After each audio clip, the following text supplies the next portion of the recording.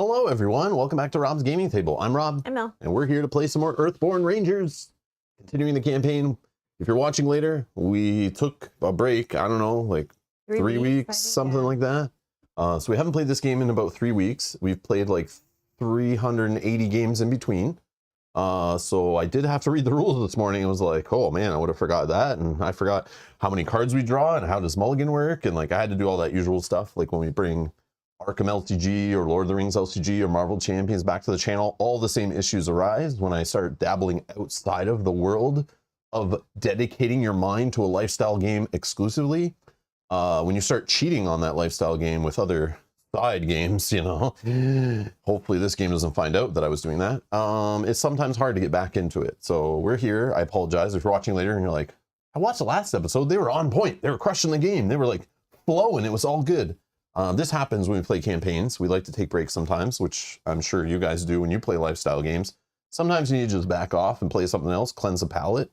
And it was the holiday time for us, Christmas, New Year's, all that stuff. So we played a ton of different games over that time, and we'll continue to play games in between episodes and stuff. But I wanted to get back to this game, so I scheduled a stream. We're here back playing Earthborne Rangers.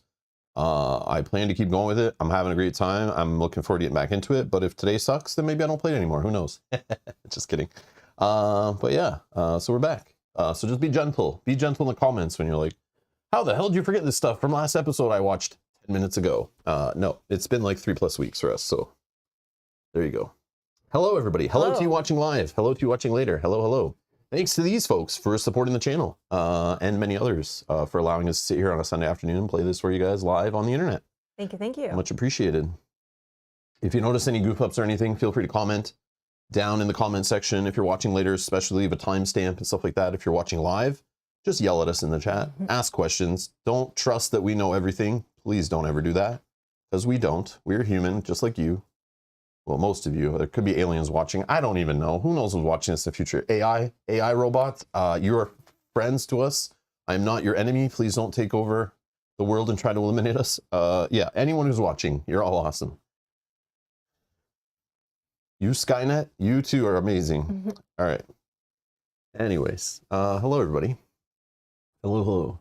Also, I'm coming off of like 2 days of streaming back-to-back solo, 5 hours each day. I feel a little wiped, so keep that in mind also. My energy levels may not be where they need to be. So yeah, definitely going to be lazy Sunday today. At least this game is kind of chill. Exactly right? why I schedule it after spending so many hours diving back into Dark Souls and then playing live and forgetting to take breaks during long streams. Oops. Yeah. So tomorrow I'm definitely just chilling. Still playing. Yeah, decompressing for sure. Yeah. I'll probably dabble with the next Dark Souls board game, but core set, but I'm definitely not going too hard. But yeah. Wide watcher demographic for this channel, I see. Yeah. Exactly. I'm just preparing. You never know who watches in the future, right? So it's on the internet. It's like archived, right? So I gotta be ready for anything in the future that could watch this, right? Because I know over time, some things, jokes and senses of humor and people's sensitivity change over time, right? So one thing I say today may not be acceptable said tomorrow. So, you know, gotta watch out. You know, who knows? And then AI learning and gonna overtake us, and the machines are gonna take over and all that stuff. Maybe they'll keep me around if they like me. So I gotta please everyone I can, right? you know. But yeah, hey everybody. Oh, another thing. I'm sure somebody here knows, and if you're watching later and you know, in the next few days or so, what's the deal with this game's crowdfunding campaign? I know this game is going back to crowdfunding. I know there's expansions involved, which I'm very interested in. Last I heard was January. I looked it up. It's still in like coming soon, but I don't know a date. Does anyone know when this game is coming to GameFound again, so that people might be able to get their hands on it? I'm just curious. It might help other people too who are watching or like didn't know it was coming. White Rabbit is January 23rd. White Rabbit for the win. All right, White Rabbit wins the chat today. Already done. Thank you. You're the winner. Thank you so much. Okay, that'll help some people out. January 23rd. Okay, cool. So that's in... Not next week, the week after. Oh, nice. So like just over a week from now. Yeah. Oh, okay, cool. Okay, that's not too far away. I was worried that would be like, oh, they pushed it again and they delayed it again. The usual crowdfunding thing of it's pushed. We promised this and it's pushed. Push. This happened and we didn't see it coming. We didn't plan for this. Push. So yeah, that's good to hear. Okay, cool. Hopefully it does launch. Yeah, we can look it up on a future episode and kind of check it out and see what's going on with it too after it's live. So you have to finish by the 23rd then? No pressure? No. Yogi, that's not how crowdfunding works. No. No. I don't have to finish by the time they put it on crowdfunding. No. By the time it's delivered, No. The calculation is this, Yogi. I play now. I look and find out when they say they're going to deliver it. I add 6 months to 3 years. And somewhere in between that small, tiny window is when I probably should finish by. Also, I should add a few months because I'm in Canada and I always get later than the US. So I look at the US estimates, I delay those by about a year and then add a couple weeks. And that's usually when I'll get it. Plus, I have to learn it and all that. So, yeah, I'm not worried. So if they say they're going to have it out in 6 months or a year, I have a year to like 2 years probably before I care. So on a serious note, there is no rush. Never a rush. Man, even the biggest board games that have millions of dollars who tell you things are going to be done by this and we're 99% done the game and we'll deliver no problems, nothing will delay it. 2 seconds after they take the money out of your bank account, there's always an update that's like, sorry guys, something came up and we didn't plan for. It's like, but you've done this before many times. How did you not learn from your mistakes? Feels a little shady to me. Yeah, so there you go. There you go. Based on my experience of crowdfunding board games for the last 12 years, this is what I've learned. All dates are BS. Either everyone's lying to you or they just suck at planning. One of those two things. I think it's the first one. There's nothing else. There's nothing else. I think it's the first one. Hey, Dan, how's it going? Oh, you got a copy. Nice. Nice, nice. Yeah, go back, watch the first episode. If you want to learn how to play, I definitely go over everything there for sure. Yeah, there will be spoilers in this one. Yeah, if you haven't played. yeah. Dan, stay away for spoiler purposes, unless you have a bad memory like me and you won't remember when you actually get to those points. And also you'll see different stuff, but the main missions kind of seem to be happening in like a set order. Oh, Dan already watched it live. Okay, nice, nice. Okay, that's fine. Gotcha. No worries. You can stay. Cool. Yep, you can hang out. It's all good.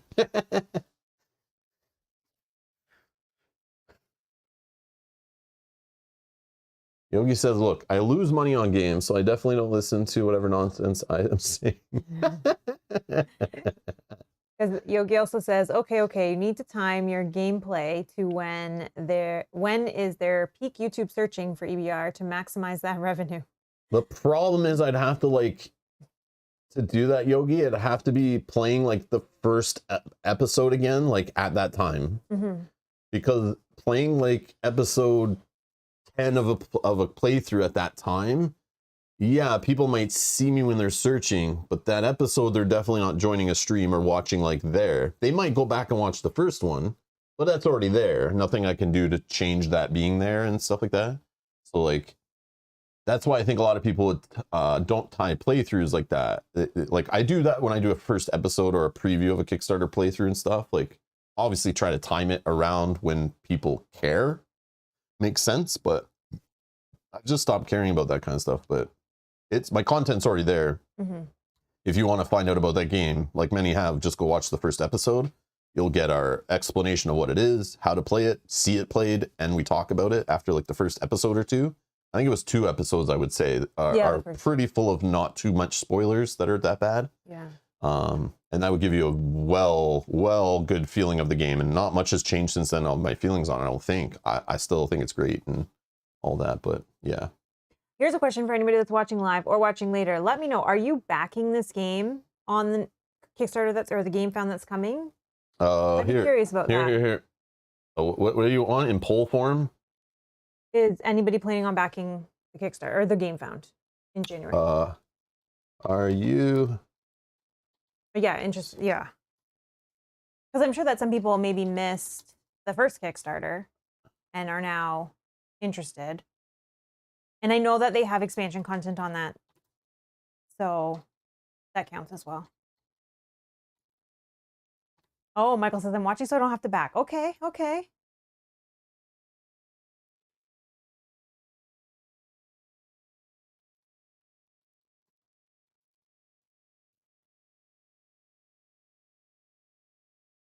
Oh, Jacko says, I like watching, but the theme didn't catch with me. Okay, that's fair. Hey, that's good to know. I like to hear that stuff. I'm sure if the publisher or any of the designers or anyone who works on the game ever sees this, open up the chat archive. There's some juicy feedback in there. Yeah. Yep. Oh, Yogi also says, the first Kickstarter looked pretty crap, to be honest. They changed quite a bit. Okay, it's interesting.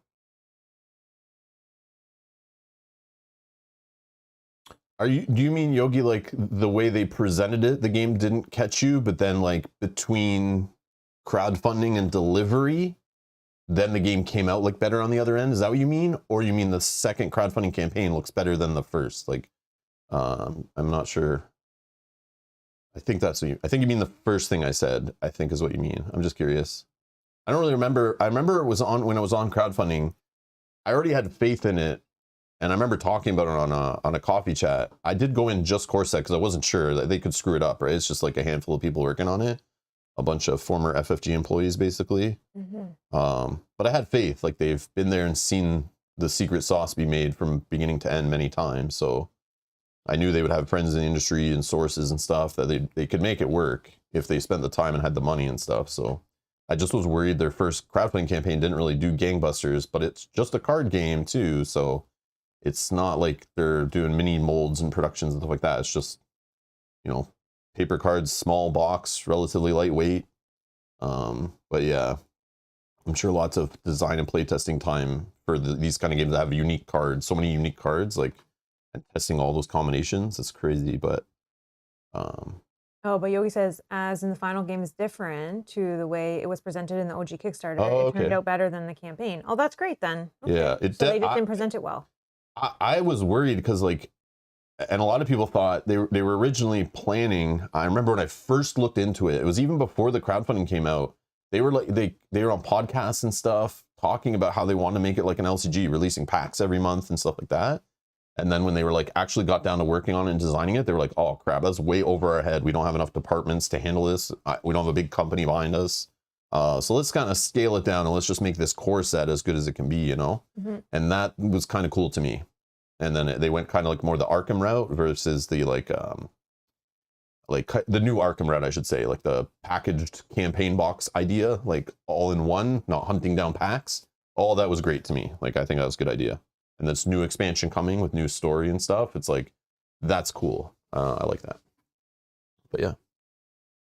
Yeah, White Rabbit. Again, I saw it on a coffee chat. We were looking at crowdfunding at the time, and I remember on that stream, like, it interested me just because of who was behind it and like the type of game. You guys know I like LCGs or collectible card games, co-op or not. Like, I just like playing card games, collecting card games, playing with different decks, and, you know, going through the adventures and that kind of stuff. Lots of fond memories of that.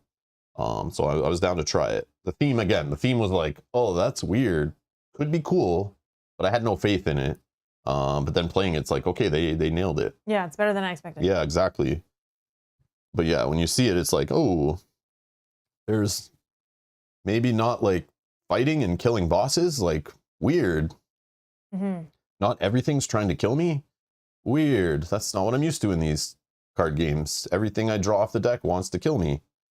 Yeah, especially if some of your favorite are like Arkham, which I see Michael saying it fills a spot that Arkham, LCG, and Galzier already do quite well in my collection. So yeah, so then you don't need a game like this. Yeah, I can see that.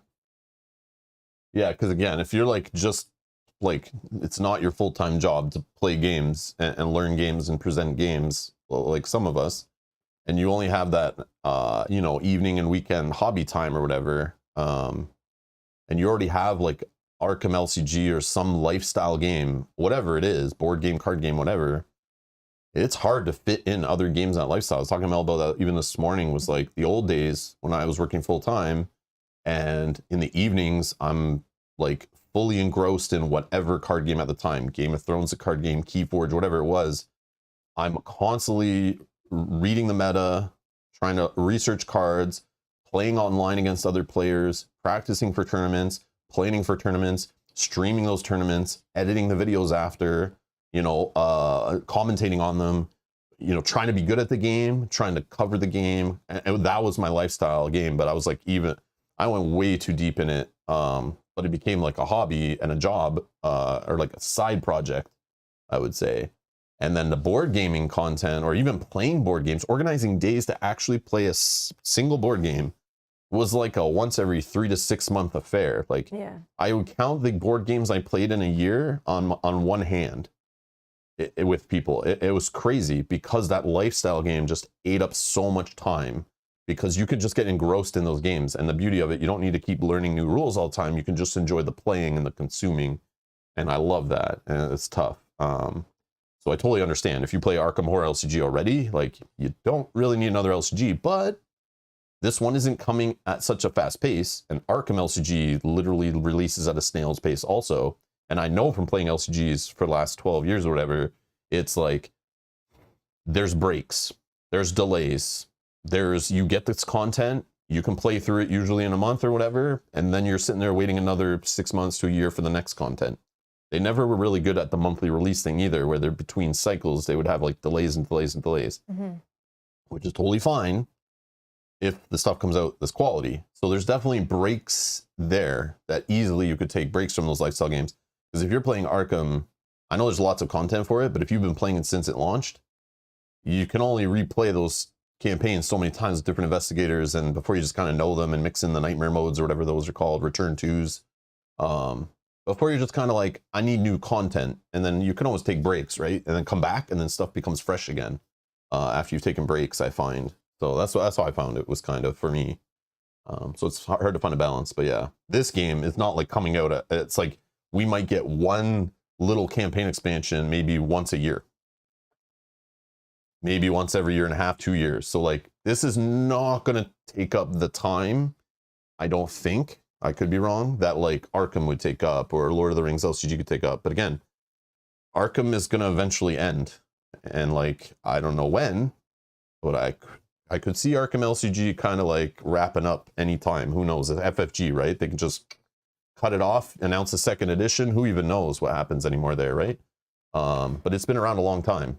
You gotta be careful. Yogi is gonna be crying in a corner hearing you say that. No, but even though it's not true, it's the fact that it could be true. But if we look, no, I know you think that like past. Oh, Dan's here. No, listen, but I would have sat there telling you Lord of the Rings LCG would never end either. But even while I was buying that and playing it, people were always talking about how it was probably going to end when they were done releasing the Saga boxes. And I was like, no way, guys. No way this will end ever. It just, you thought it was never going to end. It's like endless, right? But then it did. I would have told you Mansion Madness 2nd Edition. No way that would ever end. Lord of the Rings Journeys of Middle-earth. No way that would end. They could milk that thing for a long time, I thought. Nope. They were like, here's our content. We planned this. It's done. Here you go. And people were like, what? And the thing's selling well, I'm sure. But they were just like, here's a complete game. It's done. We're moving on. And it's like, interesting. So who knows nowadays what they're doing in the back end, right? Especially when other projects like Star Wars Unlimited are being made. You know, they could be like, sorry, guys, this game blew up. We need to pull resources. They won't let us hire new people. So we need to steal people from other projects, which means those projects slow down and maybe get cut if the effort they're putting on that project could make more money in this project. Because as the game grows, I know this from playing so many LCGs, so many card games over the years, you can check any card game. In the initial launch, gangbusters, everyone gets in, but not everyone keeps up with it. People start getting bored. You can add new heroes, new cards, new keywords. But after a certain time, the collection just gets bloated and setup becomes harder and getting it to the table becomes harder. And people just want a clean start and want to try something fresh. It's just human nature. And yeah, so as much as you don't want to hear it, and Arkham is designed well that you just need the core set, and then you can buy any campaign and play it right off the bat. But like, are people really doing that? Maybe they are, and it can last for a long time. But if that model doesn't work and people can't be entering it all the time and it can't keep growing, it'll eventually shrink, right? The way Marvel's designed is good for that purpose too. That way is designed for like, you buy a core set and you can buy any pack you want. Any pack. You can add more villains, you can add more heroes. You don't need to go back and find the old one. You don't need to buy the latest one. Pick whatever the hell one you like and it all works together and it's all good. And Arkham seems to be doing a good job of that, where you could like buy a core set and mix in any campaign, like the latest one that was released 2 years ago, or the very first one. Add them in, no problem. And you can start there. That works. Yeah, and hopefully these models that they're using make them almost timeless. Like they'll keep keep going because of the way it's structured. As long as that works. Yeah. But the second one of them doesn't sell well, and then the next one doesn't sell as well as some other game they're producing, or some other game they're planning, and they need to shift resources because they only have limited funds, and they're being run by, you know, investment firms and stuff that are all about the bottom line. That's why a lot of games ended, right? As soon as they started costing too much and people weren't as interested as something else they could spend the same amount of effort on, they'll switch. It just makes sense as a business, right? Yep. So yeah, I hate to say it, but like Arkham's getting around that time where it's like, As soon as they pulled their lead designer off of it, that's like a whoop. There's the first red flag. There's the first red flag. But who knows? Well, let's see after this one comes out. Maybe we'll be surprised. But I'll tell you, I will not be surprised if the project that MJ was pulled off to work on was like a new edition of the same damn game. It's Fantasy Flight Games. If you go look at their history over the last few decades, I would not be shocked if that's literally what they're working on, is like a refined, improved, new edition. But maybe it's just like a new version of another Arkham game or a whole new game from the ground up. Who knows? Either way, I'm excited for it. Yeah, whatever it is. I can't wait to hear it. But yeah. But yeah. And I was just joking because when you said that, I instinctively thought of like Yogi and the Dans and that are probably crying. No, but just hearing guys, you I've say been that. there. They're like, no, that can't happen. I've been there. Game of Thrones, the card game, was one of my favorite games ever. When they announced that was ending, the first edition, oh yeah, I was like, oh my god. And then, but they announced the second edition. I was like, I hate life. These guys suck. But then I played the second edition and I realized why they did it, and they made a better game. But then as I'm playing second edition, I realized the writing was on the wall. Less players were showing up to tournaments. Less people were interested in my videos. The cards were not as interesting. They were switching designers around. And I was like, ooh, I'm out. I just got out. I left. And even though it was my favorite game of all time in the card gaming realm, and I met so many amazing friends, I just had to end it. I just broke off with it before they broke up with me. And I was right. Literally months later, the game died and they announced the end of it. And I was like, wow.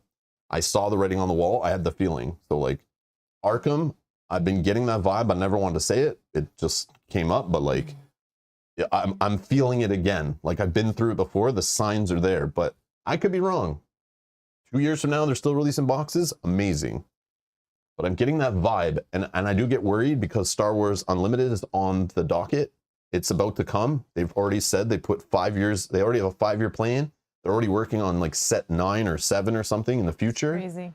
Yeah. So, and they said the most amount of people at FFG are working on this project than ever on any other thing they've ever worked on. So if it blows up and it's a lot of the same people that are working on the same stuff in the card game department, yeah, you know what's going to happen. They'll start dropping other projects. So yeah, we'll see. We will see.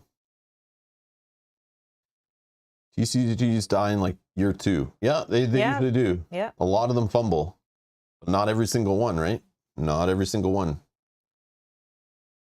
There's still a handful that have lasted a long time. But yeah, to find that magic, it's tough.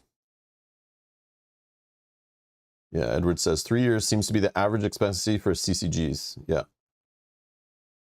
Yep. Yeah, because as you said, once it gets too bloated and it's hard to get into, yes, it's hard to get new players in, right? It's so like any business in capitalism. If you're not expanding and having new customers and funds are growing, it's hard to maintain it, and eventually it'll shrink and die, right? Mm-hmm, mm-hmm. It's all about keeping it accessible. And they did say for Unlimited, I did see something where they were like, yeah, we planned it super basic at the beginning and for the first year or two, because they want people to come in and not be overwhelmed. So they've kind of a slow growth instead of like some CCGs where they're like, here's the basic first set. And then the second set's full of so many advanced rules to kind of satisfy the advanced player.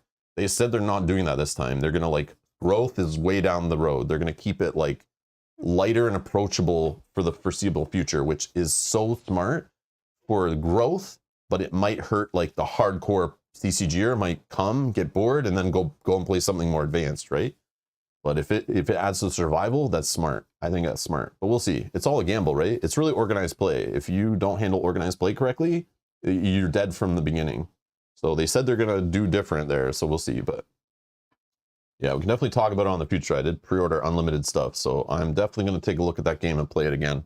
I had so much fun playing it at Gen Con, that demo I played. Yeah, it was fun. But hopefully that wasn't like just because it was there and that specific cards and the guy teaching us and like the publishers and designers being there, like adding to that, like, you know, making it feel like it better than it was, or the fact we just played Lorcana and there was some similarities and some differences that you couldn't help but compare them, and then maybe made it look better because it was compared to Lorcana for me, and it just like looked like the grass was greener, you know. I don't know.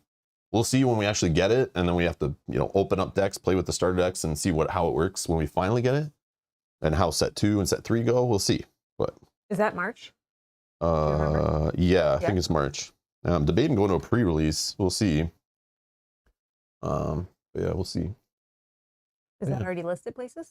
I don't know. Oh, The product is priced. It's like, I think it's like $30 to $40 for the little kit with packs and everything to go play, and it's like got exclusive promos in it. And I know you can just, like our stores, I know I could just reach out to our stores and they'll just sell us those kits and we can play with them on stream if we want. But I want to go and like get that magic again of playing with other people, meeting new people and teaching people, and like that excitement. Yeah, I love that. But then once you show up to one weekly game night and nobody's really showing up anymore, and then it's like, you got to run, just break off the game and go. So like I've been through it so many times, man. So many times I've taught new games to people in person and like lifestyle games, and I've just seen them, like I thought they would last forever and that magic could be there, but they'll die. Not everyone moves on to the next game, so kind of sucks.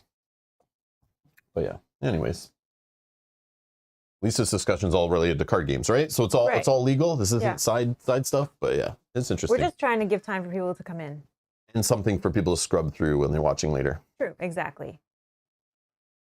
But yeah, I know it's our card game fans are here, so we can talk about this stuff and they understand.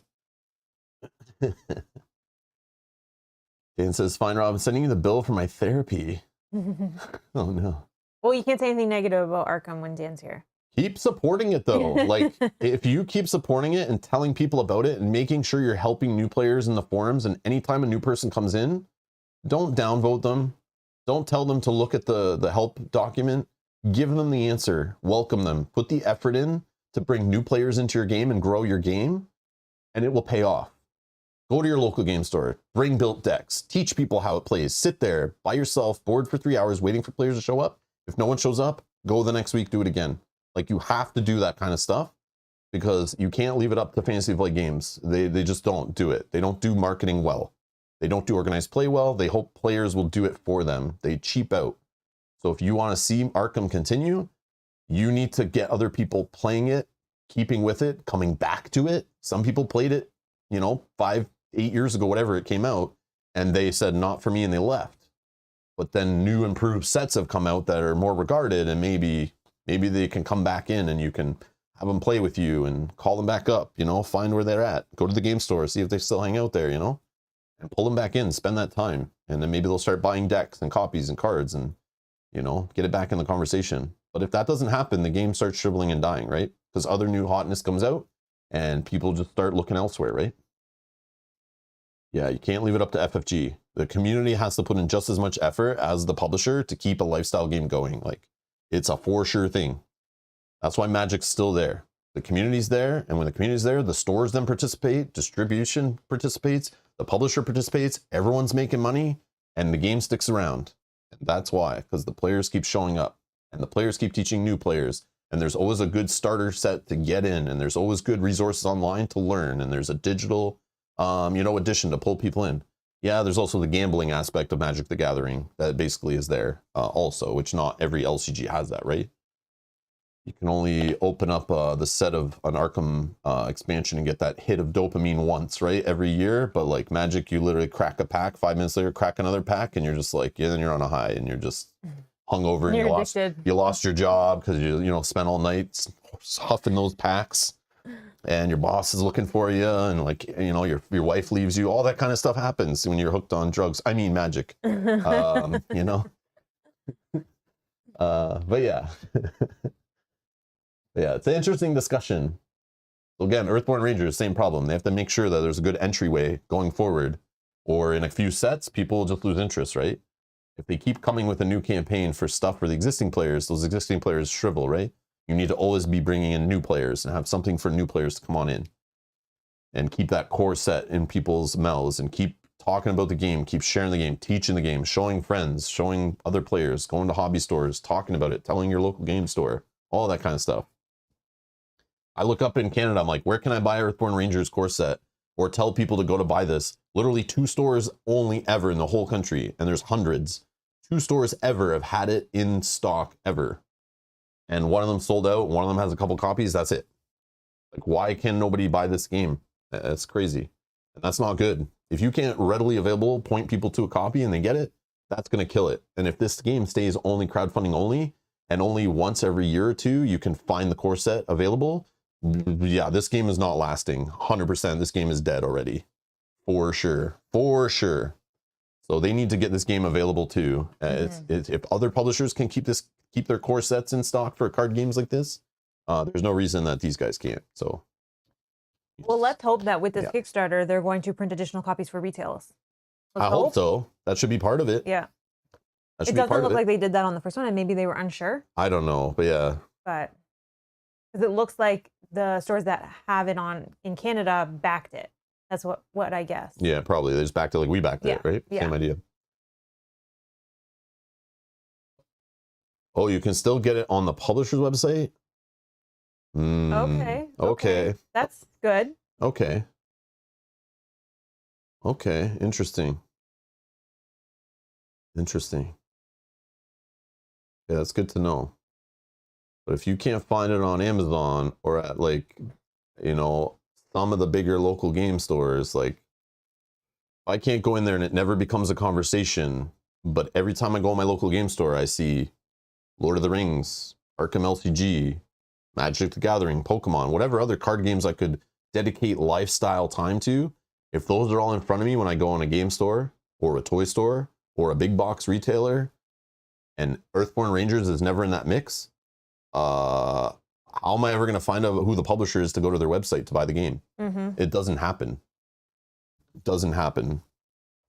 Yep.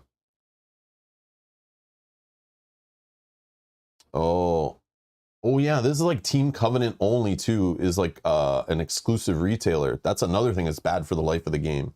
If you can only buy it through one retailer and that retailer can't even keep it in stock and they charge high shipping rates to other countries and that's like your only place to get it, and who the hell even knows who Team Covenant is, right? I go to my local game store, I don't know who they are, right? Yeah. I know who they are because I've been around the hobby for a long time, but like they're small peanuts, right? So like that game is destined to die if it's not in people's mouths and it's not easy to get. And that is not easy. Like, who is going to that website buying stuff every day? They're not, right? People are going to Amazon every day. Hobby gamers are going in their board game store every week to play their games, to buy their games, to look at stuff, to pick up paints, whatever it is, right? And especially if you're outside of the US, right? You may not know who Team Covenant is just because it's not. Yeah. It's in the US specific, so. Okay, they went exclusive with Team Covenant for the initial release and 6 months after, so you had to order from them. Okay. Well, hopefully that's not a forever thing, because that's like a death sentence for sure. Oh, man. Because they partnered with eco-friendly distributor. Okay. Oh, whatever. We'll see. Maybe this just becomes a niche thing we talk about in the future. Remember that one game we played? But hopefully it leads to this company becoming bigger and making other great things, and they can support this better and get it in people's faces. But yeah, anyways, I think it's been long enough. We can start playing now.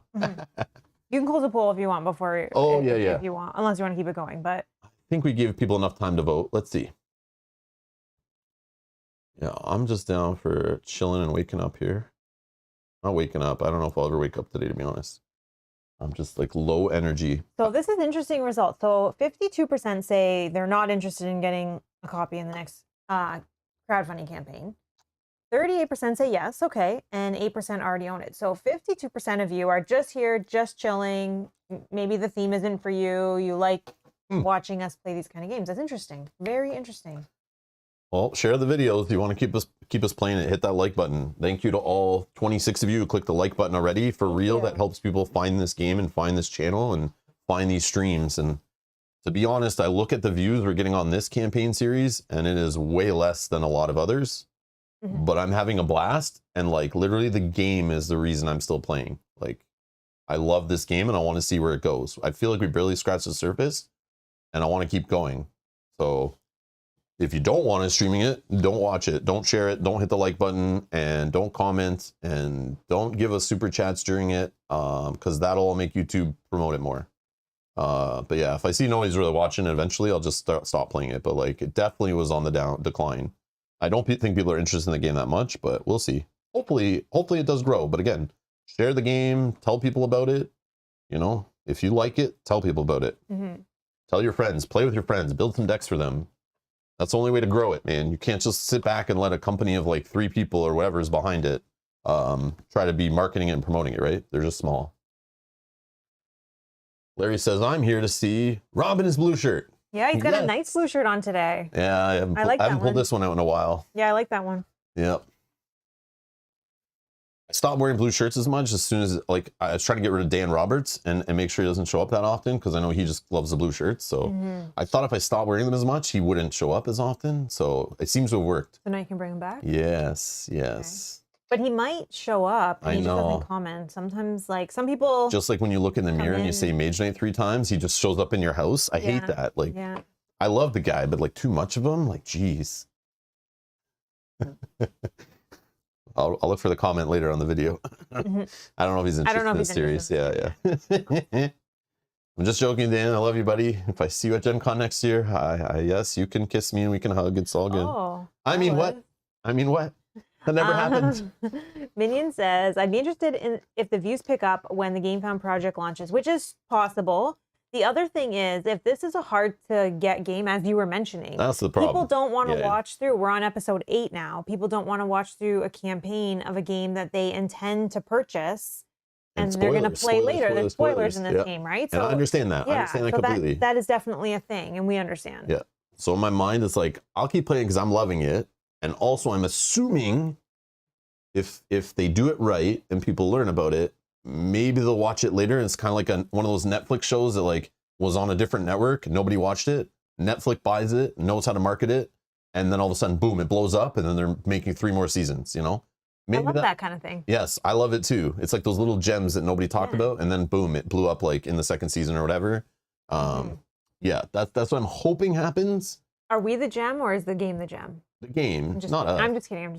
I just want an excuse to play more of it. So if you guys are watching it and I'm able to keep making money doing this full time by playing games that I like, that's what I want to keep doing. So that's the best. We'll see. But yeah, hopefully it picks up. But if it doesn't, hey, there's no shortage. If I want to play a cooperative LCG on the channel, I have piles of Lord of the Rings LCG to still play. I have piles of Arkham Horror LCG to play. And I have piles of Marvel Champions to play.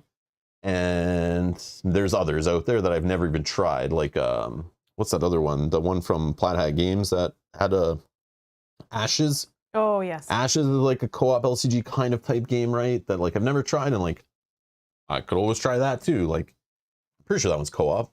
Or is that competitive? I forget. I can't remember. I think it was competitive, actually.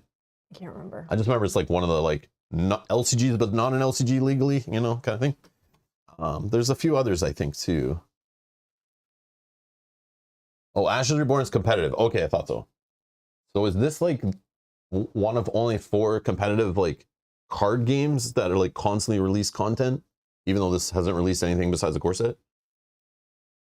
Or LCG likes? Yeah, curious. All right. Okay, I got the game set up. I think. Again, I might not know how it works. Here's our reward cards. I know we can't equip this one because it needs 3 focus. And we don't have it. Nope. So that goes back in the box. But there's this one, and I don't know. I know we camped last time because you have it written on the campaign log. But did one of us want this card? Oh, yeah, let's look at it. Probably, right? Like, I'd assume you'd want to put it in your deck even because of these icons are better than other icons. It does let you exhaust a path card by using sketches. So you could do it with 2 sketches start on the card. But you can also do a test to sketch to add more sketch tokens to it. Oh.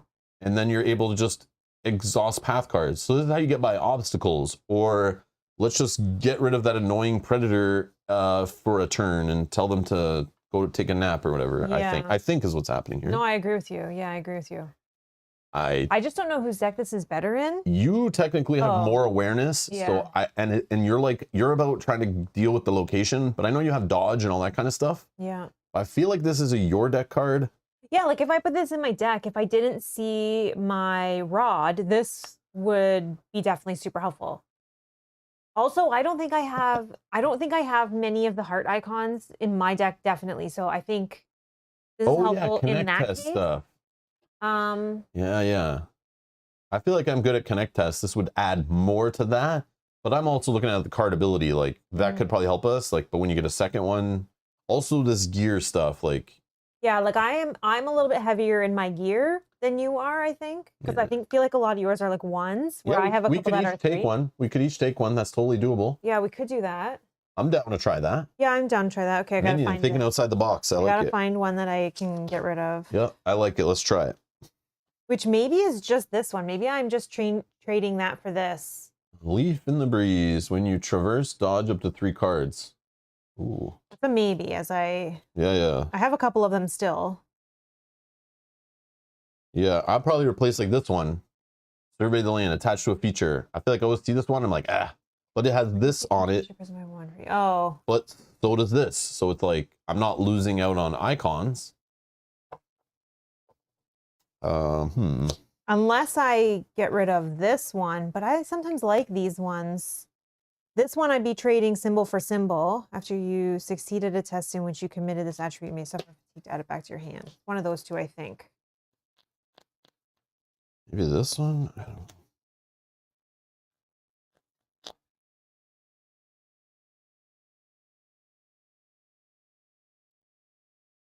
No, I'm going to get rid of this one. Insightful. I'm going to keep the dodge 3 cards. That could be helpful if we get into a sticky situation where I need to get past everything. Yeah, I'll get rid of one, survey the land. I'll get rid of that one.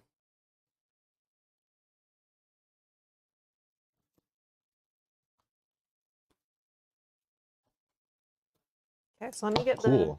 I never remember all of the setup in this. Make sure we do it in the right order.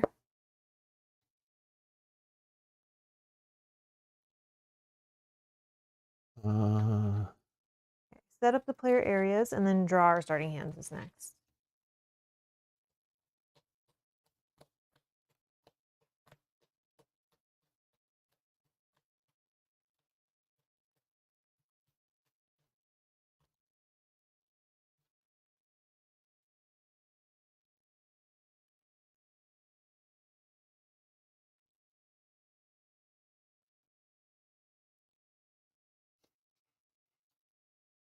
Reading the chat, you funny bastards. Let's see. Oh, for all mankind. I'll look into that, Edward. What platform is that on? Or what streaming service is that on?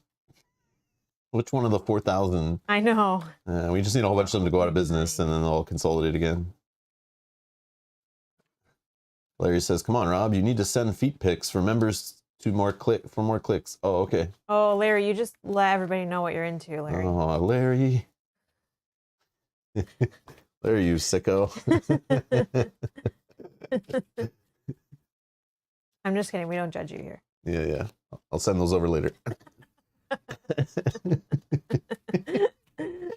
All right. Draw your starting hand of 6. 1, 2, 3, 4, 5, 6. Okay, Yogi, okay.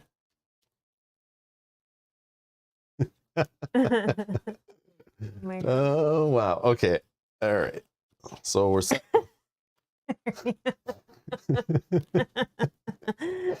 Oh my gosh. Okay. Oh, I definitely don't need these right away. It's 5 or 6 cards? 6. Okay. Draw 6. Yeah. I even looked at it this morning when I was reading the rules, and I was like, oh yeah, I'll remember that later. And I'm like, I'm lost. Moment. I have 2 moments though. I don't need that card. Don't need that card. Don't need those 2. No, I don't like those attached to this one. These are all kind of not what I want. So set them aside and draw new ones. I'm going to draw a whole new hand.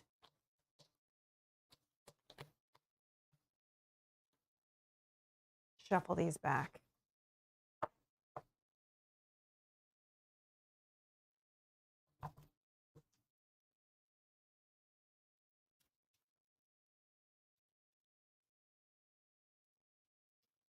Oh, that's cool. I mean, Mel might not care about that. I don't know what it'll be for me, but I mean, I can start to watch it and see. Whoops. 1, 2, 3, 4, 5, 6.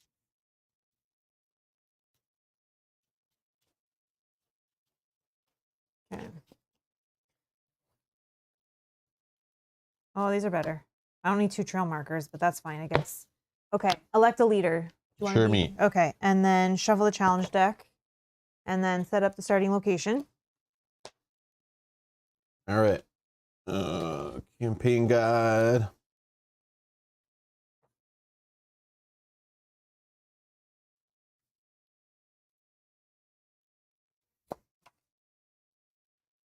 Rising out of an island in the middle of the Silver Fin, the first thing you spot is a landmark that gives the town its name. A massive gray spire in the center of the island towers over the cottages, workshops, and trade halls that make up the rest of the town.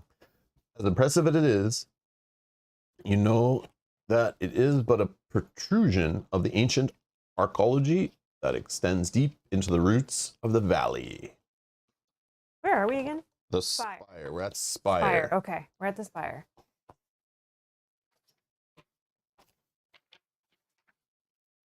Right in the smack dab center of the map, right there. Okay. Okay. Anyways. Okay, so we're at Spire. Okay, so we shuffled, or sorry, set up the starting location. Set up the weather card. So we are on day 7, which is downpour. This is our last day of downpour, and then we go to a perfect day. So that's good.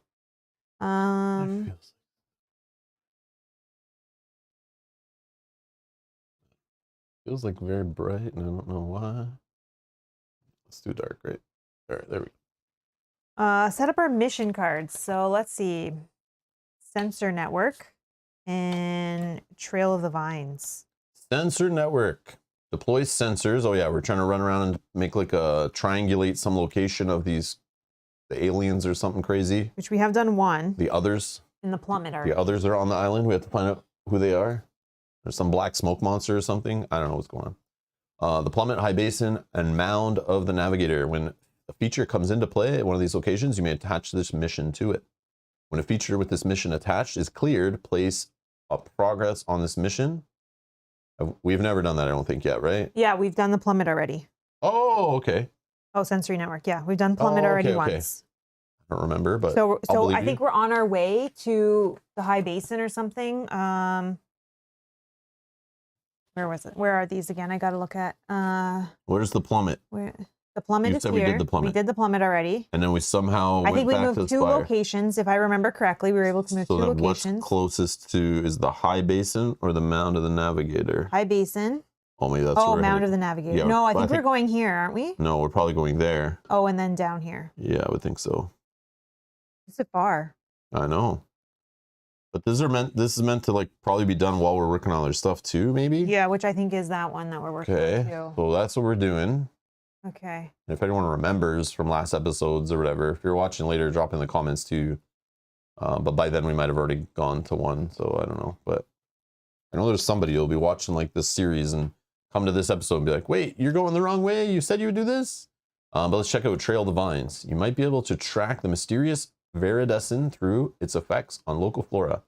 When a flora comes into play, place 1 vine token on it. When a card with a vine token on it is cleared, move those tokens here.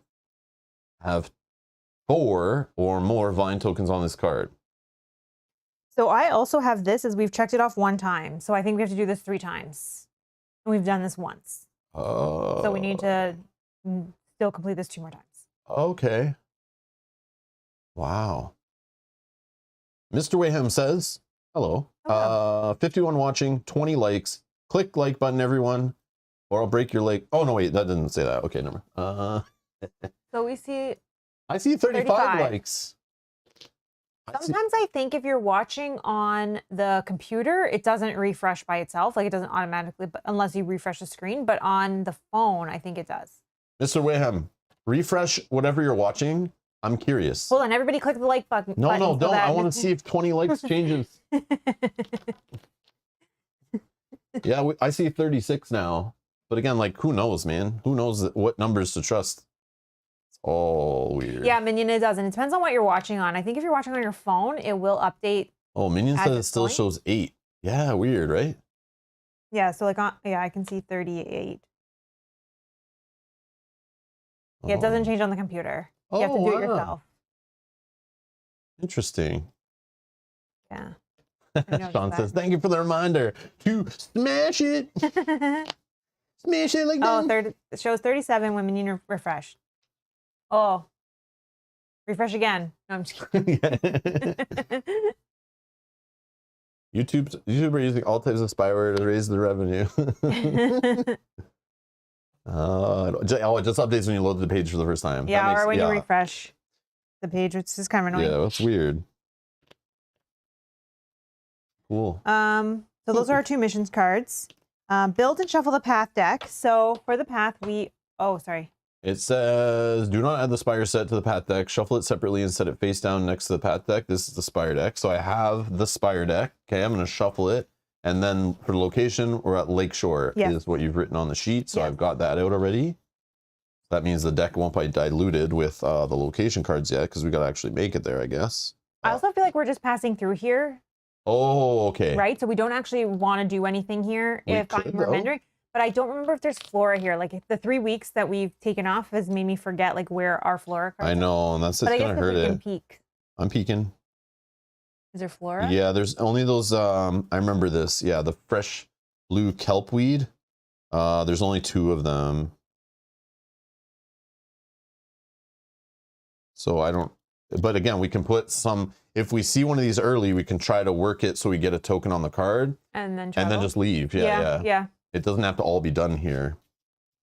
That is true. Because we might find a place that has a lot of it. Who knows? That is true. And I don't think we have a timer on how long we have to do the sensor network. Like have you written any numbers in the future? I have. Well, You're what's correct. That one written there from? Somebody remind me. Why did I write this? You should probably make notes above it next time. I should. But initially I was remembering because we were... Or like put the number beside the mission, like so we understand. Like 94.3. I don't remember what that's for. I can just kind of peek at what it's called on the left side without clicking into it. Hopefully it's something we've already done. What's it called? 94.3, excuse me. Sorry. Oh, no. Okay. Here, look what it's doing. Oh, you guys can't see that, I don't think. So if I hover over it, it shows that full title. It actually says, read this only if you haven't completed Sensor Network or Secret Invasion. If you haven't.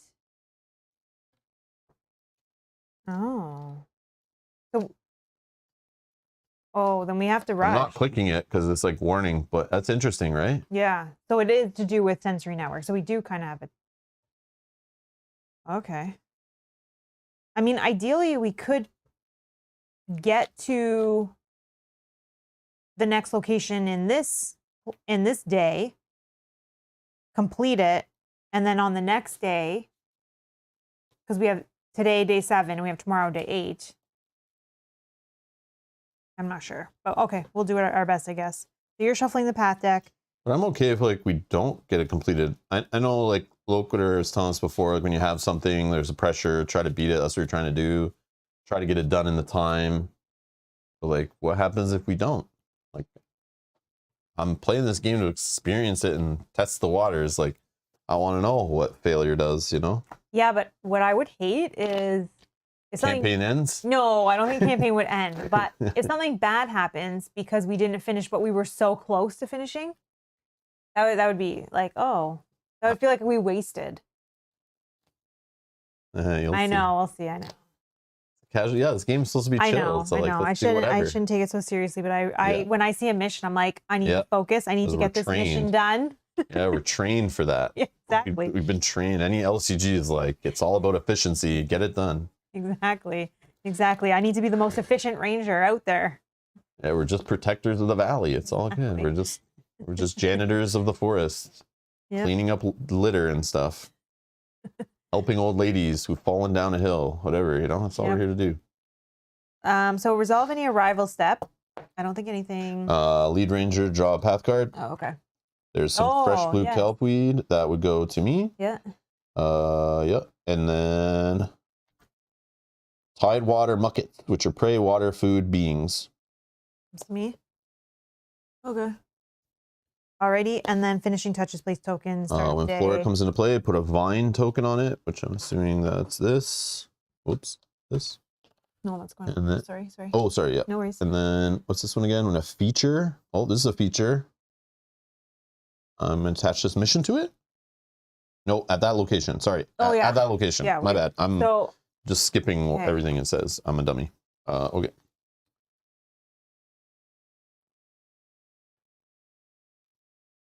So we're trying to get to here. Yep. And we don't have a fast travel thing that we know of. 1, 2, 3. I think there might have been a fast travel thing here. Or no, that was somewhere else we were at. Remember there was like some zip lining thing or something we took to get out faster? Yep. I don't know if that was here because we maybe passed through before. But it would kind of make sense because it's a giant tower. I thought that was at the White Sky. Oh, maybe it was. But I'm not 100%. Again, that's the problem. You take a break and you play like, you know, whatever, how many other games we played on and off stream between the last episode. Jeez. I know. Hopefully it'll start to come back. So many worlds and rule books and players and groups and streams and chats. Oh, man.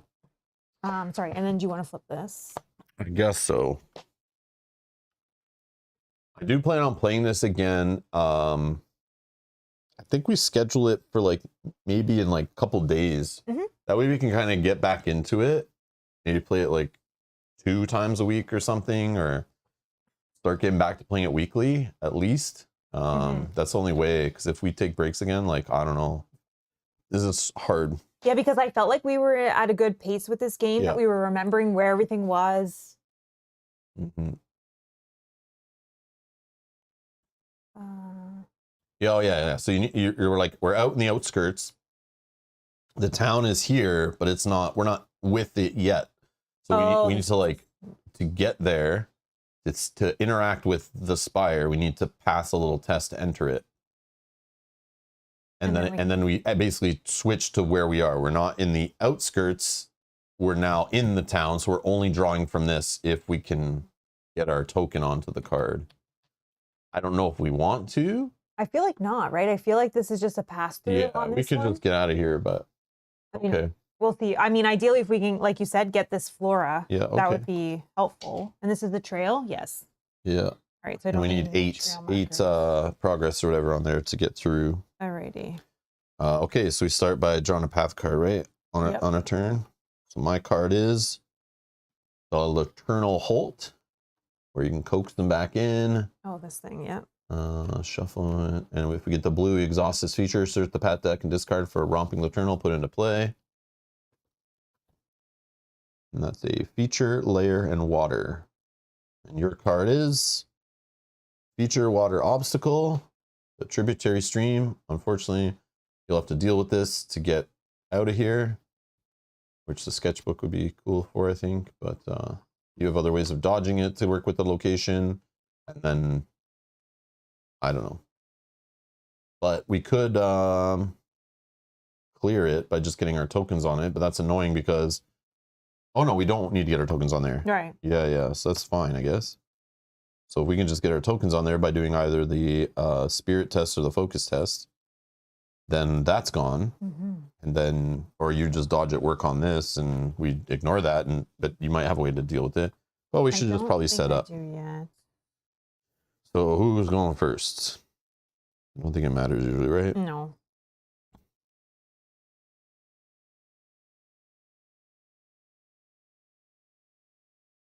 Well, I'll just go first and I'll get dog gameplay.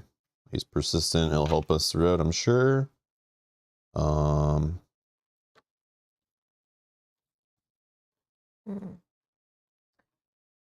Well,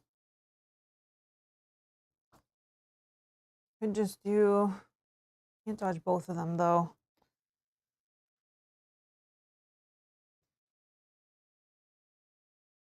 Maybe I attempt a spirit test to get my token on here to start, because I can't dodge both. So I don't want to lose fatigue going straight through there. But if I can get my token on there, then it'll be +1 for you. Well, I guess I could have soaked. Just thinking, because then I can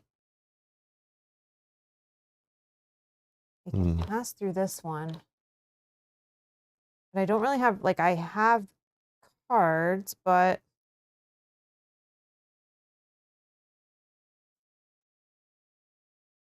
yeah, I think I guess I'll just, are you changing what you did? Sorry. Yeah, I can. We can just I can try to do the soak thing. So spirit test plus hearts. And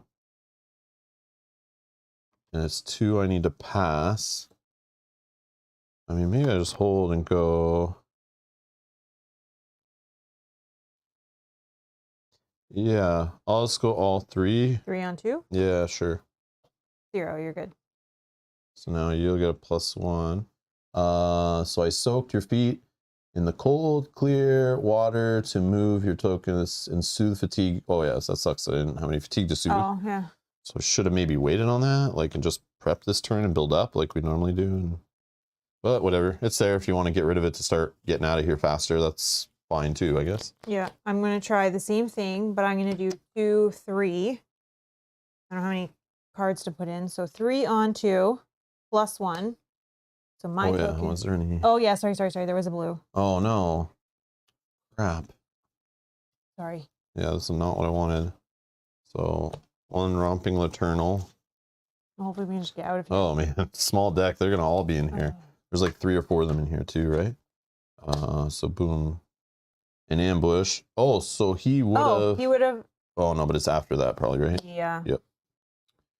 That sucks. Okay, whatever. And then, sorry, that blue is. Hold on. So we work our way from here to this. Residual energy causes the plant to grow rapidly. Add 1 vine token to a flora. Oh, that's actually good. That's cool. And then we would go do this one, which will pull this guy into play. Then we go down here. If there's a Romping Eternal within reach, move it to along the way. Or if there's an active predator other than the Romping Eternal, exhaust it. Add damage to it. There's not.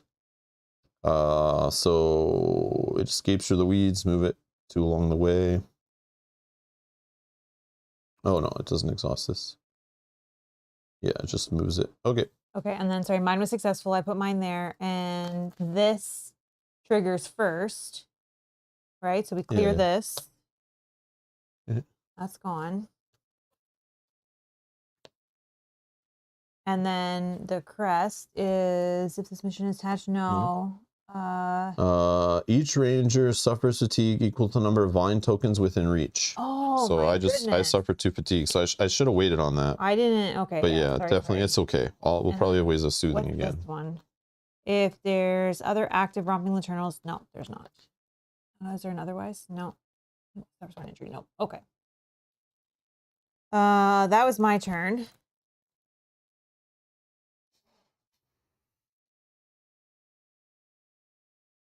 Oh yeah, these should be spent. Okay.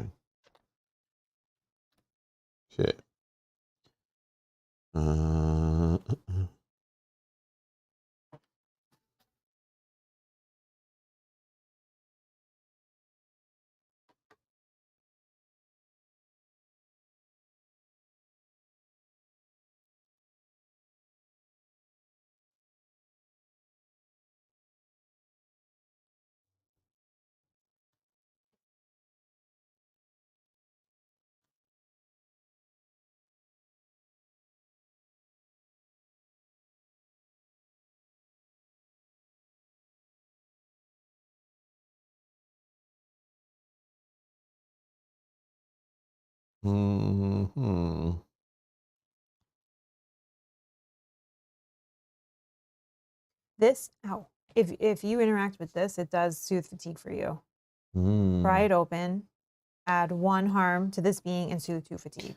The problem is that fitness test. I'm also debating just doing the fitness test of traversing this to try to get rid of it. Okay. But if I just wait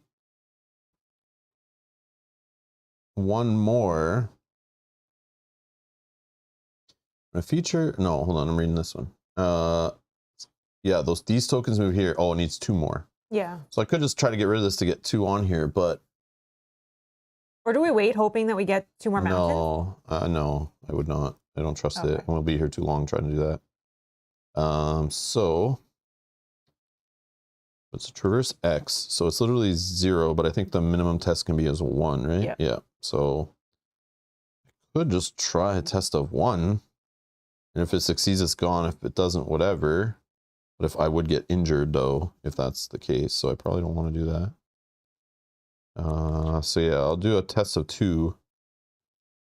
0. Okay. And that will clear this. Okay, and then the sun, discard 1 rain from this card. Each ranger suffers 1 fatigue. If there's no rain, flip it. Move 1 vine token from one floor to another, not a thing. And there's no other romping Laternal. It would move within reach and ambush.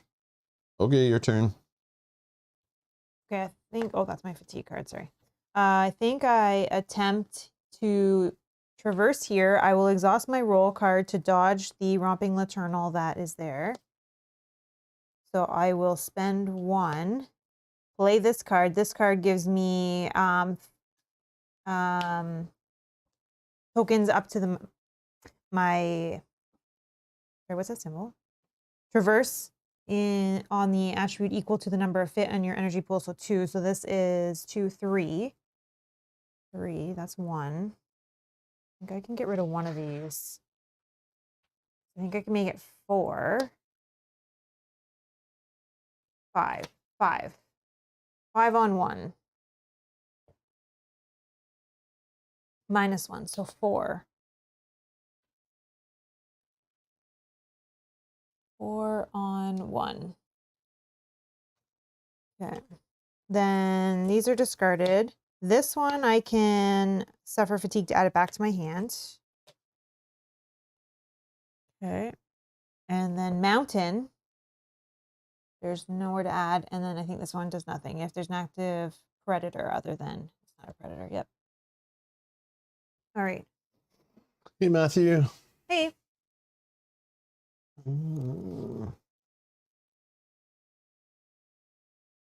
Okay.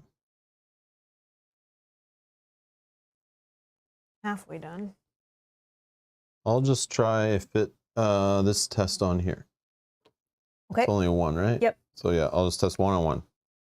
+1. Okay. So we add 1 harm to this card and you soothe 2 fatigue. Okay. And then this is going to trigger any reds. And then I'll shuffle it. Each ranger suffers fatigue. Equal number of vine tokens within reach. None. If there's another active romping Laternal, exhaust each of them in this being and suffer 1 injury. So they fight, but there's not. Cool. Okay, so my turn. Oh, I'll keep shuffling that in 1 sec, but I'm only just going to play a card. For 2, and this will get 3 strides on it. I'll use these because I'm going to spend 1. And then I can exhaust to use 1 stride to add progress to a trail.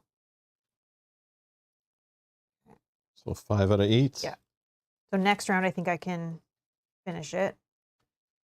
Yeah, I'll just play this. Use when a ranger would suffer an injury from a predator or damage would be added to a being by a predator to cancel that effect. And this will get 3 little call tokens on it. The Paratripus Whistle. 8. I don't really have any cards to play. I don't think is there any reason to exhaust the romping Laternal? I don't feel like there is, so I think I just will say I rest here. Okay, I'll also rest. So ready up all the cards. Fill up your stuff. Draw a card. Okay.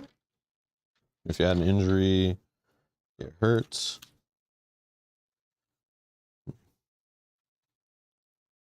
Okay. And then I draw path. Romping Laternal, ambush. You draw path. Romping Laternal, ambush. Uh-oh. So we could, if we want to get rid of these guys, if we care, You can try to add a lure to this feature. You may discard 1 token from an equipped food to commit 1 effort. No. Try and do a coax test, focus plus hearts. And then if you clear this, it's a lot of work, like to do tests to get tokens on this, then to also try to progress it by traversing. Then if you clear this, then you can pull a bunch of Laternals out of play, but it's a super tiny deck here, so they're just going to come right back. So I still don't understand why we'd want to do that unless we're hanging out here for a long time. But if we made it through, then we just want to hang out here. But yeah, that kind of sucks. But just need to get out of here. Yeah, because even trying to get through some of these, maybe I just have to exhaust one of them and. Yeah, that's what the green test is for, right? Yeah. And then I can try to.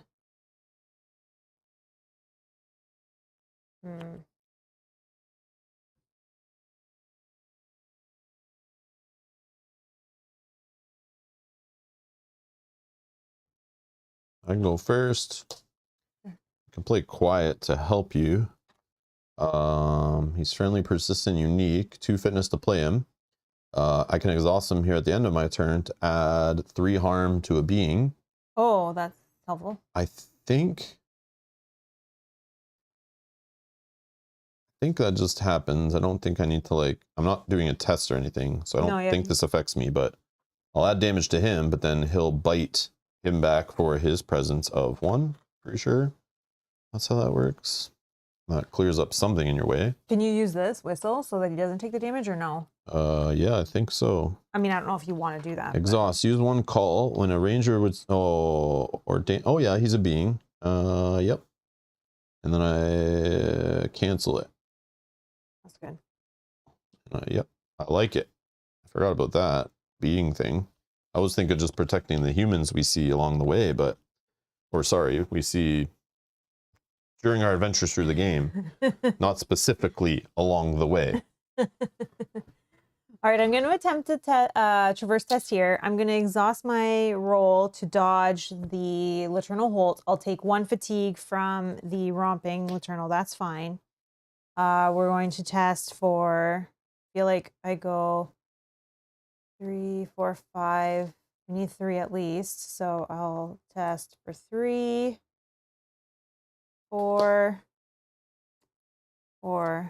I have 1 I can put on here. Or I think we're good with 4. 0. These are both main story missions, FYI. Yeah, they're both listed as main story missions, not side missions. So I think both these are relative. Like, yeah, I don't think we choose one or the other. I think we're trying to get both done, maybe. Yeah, we are. So I'm putting 4. I'll put that 3 and then that over. We're like overkilling it? Yeah. Yeah. So all you have to do is rest, and we can travel. I think that's right. But let's try to spend some more of these things first if we can. Okay, so then this is discarded. This I'll spend a fatigue to go back into my hand. And then your turn. I'll play doggo. Doggo, doggo, doggo. All right, done. Oh yeah, sorry. I'll exhaust and spend 1 energy. Here? I think I might have had to do. Yeah, you do that. Here. If there's another active romping Laternal, exhaust each of them and this being and suffer 1 injury. No, he's not active because it's on your side. No, so it's good. Sorry. I'll just spend a token to add another token to this card. Right. Let's see. Aid card. Yep. Okay. I think I don't really want to do much here. I can't do this test here. I don't think I want to do anything. The only thing I could do potentially is exhaust here. But I don't think you're interacting. Any cards to set up and play? No. You can dig in your deck if you have the tokens for that. They're doing the remember thing, where you get to scout and you can see cards, put cards on the bottom and stuff, right? I think with the remember. Yeah. Yeah, equal to your effort. But if your effort's only like 1, it is 1. Yeah. You just look and you can. I draw it or put it on the bottom if you don't like it, and then draw a different one. It just gives you more options, but I mean, there's not many. it would do a test, which could make things happen. Yeah, I'm down to get out of here. Yeah, whenever. I'm just gonna pass. I think I'm good, but you feel free to continue setting up if there's anything else you need to set up. No, I can't afford. So I'll rest also, and then we'll choose to travel. Yep. So that means clean up all the things that aren't persistent. Yeah.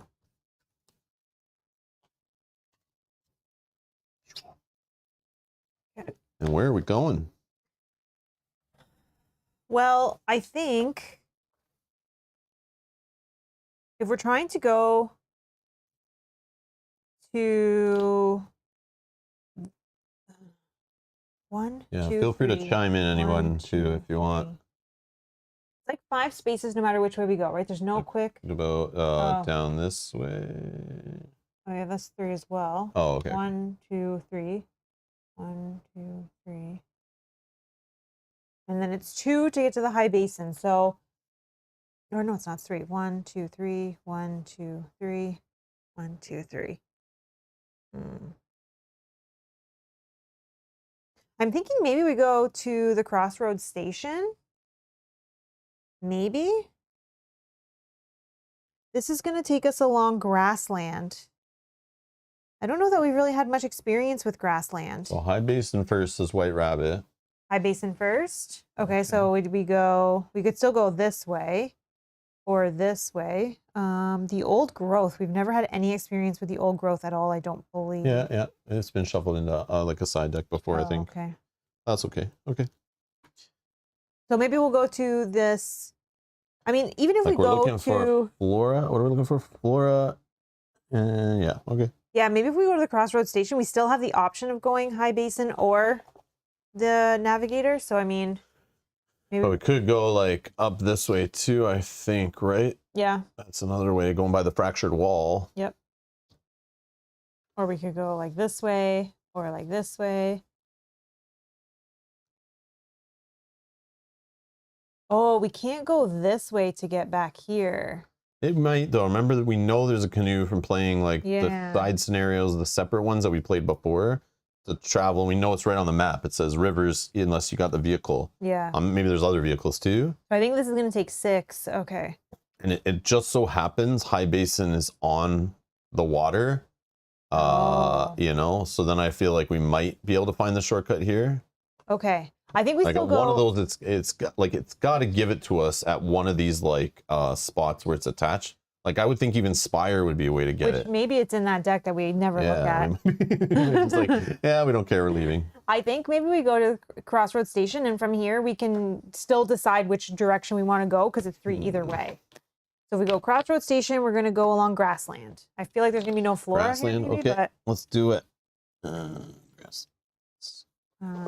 that stays out. This is... Oh yeah, these like the boars and things. Oh, we have. Okay. Yeah, I don't know what else is in here. A lot of those cards don't look familiar, but we've definitely seen that boar, I'm pretty sure. But again, that could have been one of those scenarios we learned the game with, or the one I played solo on the side.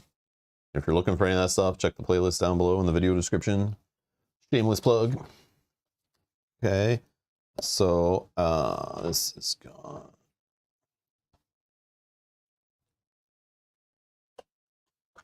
So what's the place they're going to?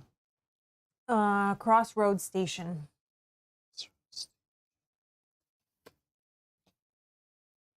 Ooh, that looks cool. Oh, that looks like a stadium. Crossroads Station, location, trail. Oh, it's a ranger station. Okay. So it should be all friendly. You might find some stuff there. But we're trying to just run by it, so I don't know. It's also quick to run by. It's only 6. Oh, if we're looking for humans, you come here. Search in the valley set. Okay. Shuffle them in the path decks. This is where you find people. Oh, sorry, these are done. Yeah. Okay. And that means we need valley set, 3 random cards. Oh, nope, that's general. Valley set.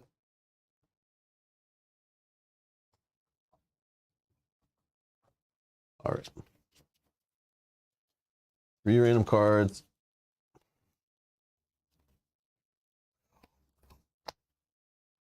Okay.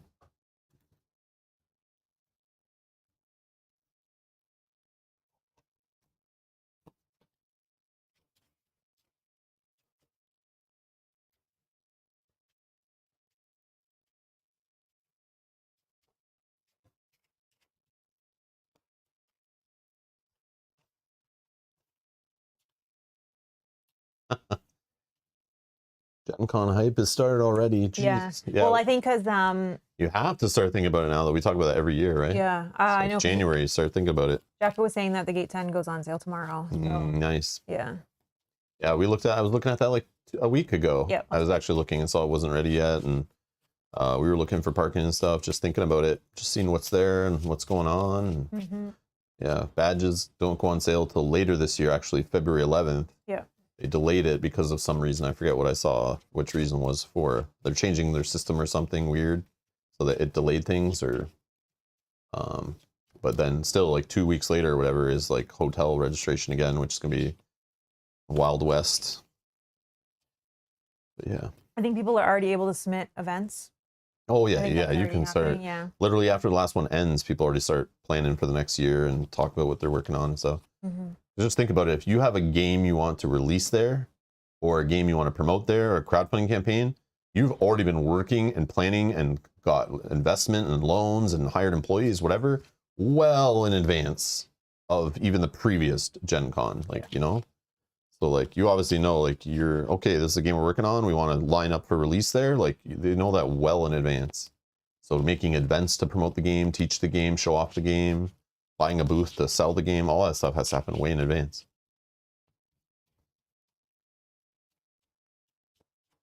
Yeah, Matthew, if you've already booked a hotel, the only problem with that is like what happened last year and the year before and stuff. And it's a thing. I see it online. Lots of people got pissed last year, but it's not the only year I've seen this. If people like you, Matthew, have already booked a hotel, especially downtown, and if it's a hotel that works with Gen Con and gets blocks reserved, what has happened in past years is people like you who booked in advance, everything's good. The hotel says you're good. Literally, you show up on the day of Gen Con to check in or the day before, and they're like, sorry, we don't have a room for you. And if you didn't go through the hotel block with Gen Con, you're out of luck. They will literally give your room away to those people before you. It's weird. Yeah, it's crazy. I don't know how they overbook, but there's multiple hotels that do that. I don't know how they do it. I don't know how it happens. It seems like that wouldn't make sense. Like, they wouldn't allow their hotel to show up on their own site or other sites like Expedia and hotels.com. You'd think there'd be a limited number and there'd be something built in the system to never let them overbook. And then the numbers they give to Gen Con, you think, would all be like, it's simple math of adding up rooms to dates, right? Like, how does that get screwed up? How long have hotels been booking rooms for? A century or more? But for some reason, yeah, people show up and they're told, sorry, if you show up and you're through the Gen Con block, you're covered. If you show up and you booked it yourself, even if it's through the hotel, they're just like, sorry, bro. Sorry, we'll give you a refund. Have a great day. And then you're like wandering around looking for a place to stay in the like super crowded, the most book that city gets is that weekend. Like, more than any other event Indianapolis holds. Like, Gen Con is like the big one. Just crazy.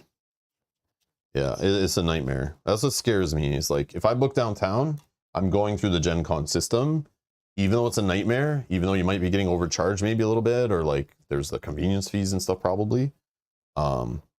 Yeah, you just have Gen Con and the hotel behind you, right? I don't know. It's weird.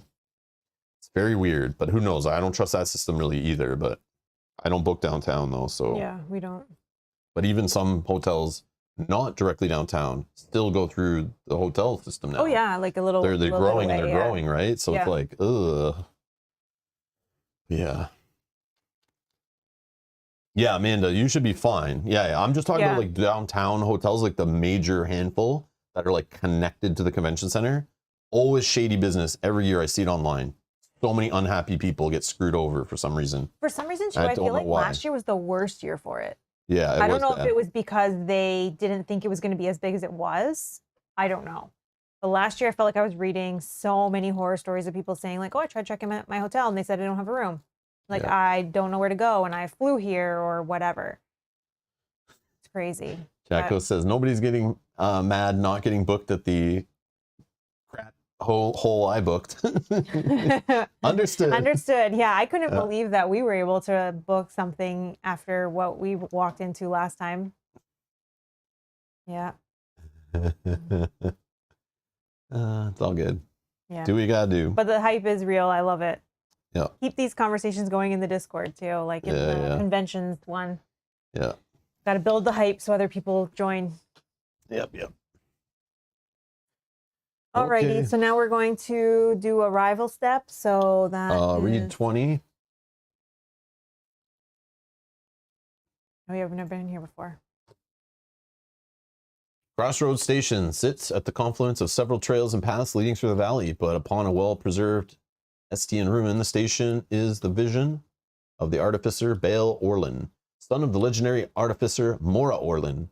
He designed the exterior to reflect the symmetry often found in Estian architecture while paying homage to the nautical engineers of the ancient past, whom the Orleans hold in high regard as pioneers in artificing.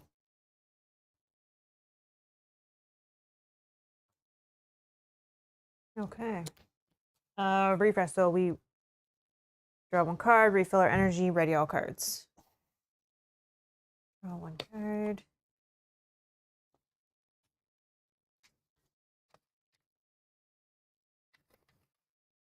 And this was a trail, so that's good.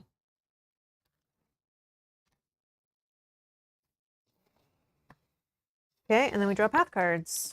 Well, we do this sorry. right? Oh, yeah, sorry. We didn't do that. Yep.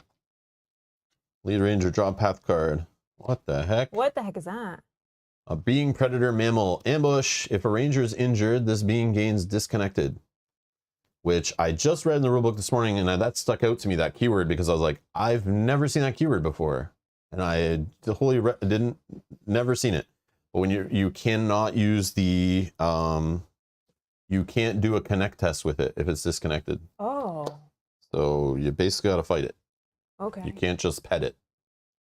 If there's no active prey and the Whispering Fields is in play, the Velox Bolt. Attach this being face down to it. The ranger's injured. Exhaust this being. Suffer one injury. Oh, so it's like you don't want to hang out with these. Smells blood and wants blood. Is that what's happening? Okay, so ambush. That's great. Uh-oh, it's a hungry scruff. Response. When you interact with this being, you may discard one token from an equipped food to commit one effort. There's another active predator exhausted. Add 2 harm to this. Add 2 to that being. If there's an active food, or you have food equipped, exhaust this being, suffer an injury. Oh, so, it attacks you for the food. Yeah, it's coming for food. Okie dokie. So now it's a new turn. I'll draw a card. Uh-oh, it's Tala the Red. Exile. 84. Friendly. She's from the Valley set.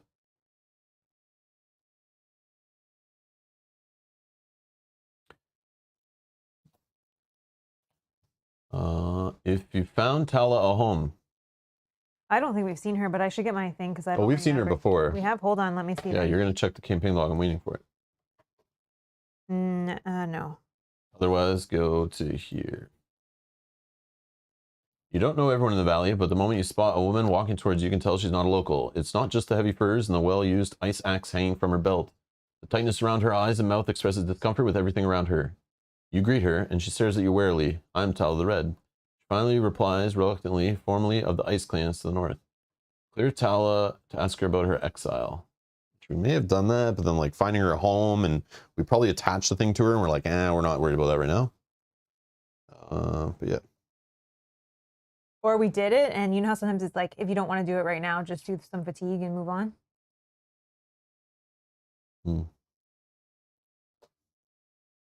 But she could get bitten and cause trouble for us. And a mooring route. Feature flora, food. Flora. So I'll put a vine token on it.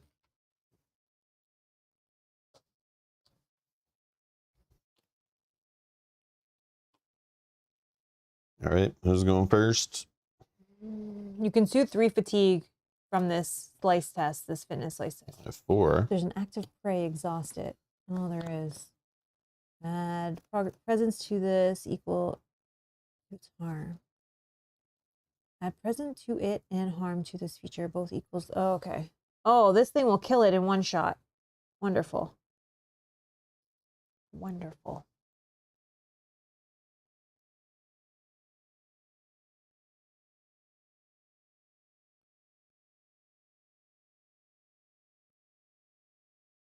Okay. You can go first if you would like. What am I doing? This was 6.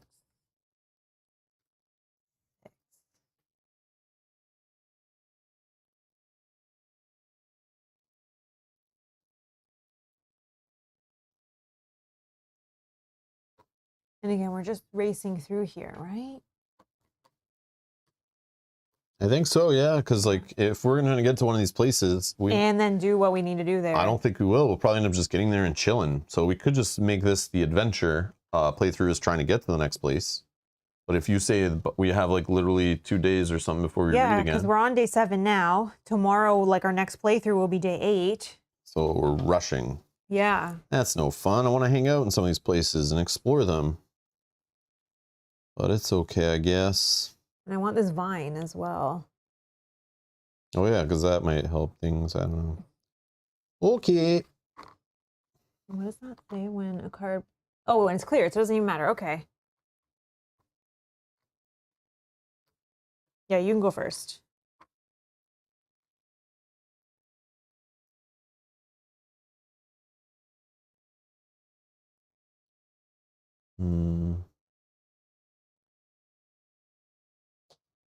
I don't know. I worry more about this one. Yeah, go ahead, go ahead. If he eats this, we get this no matter how this is cleared. Oh, okay. So...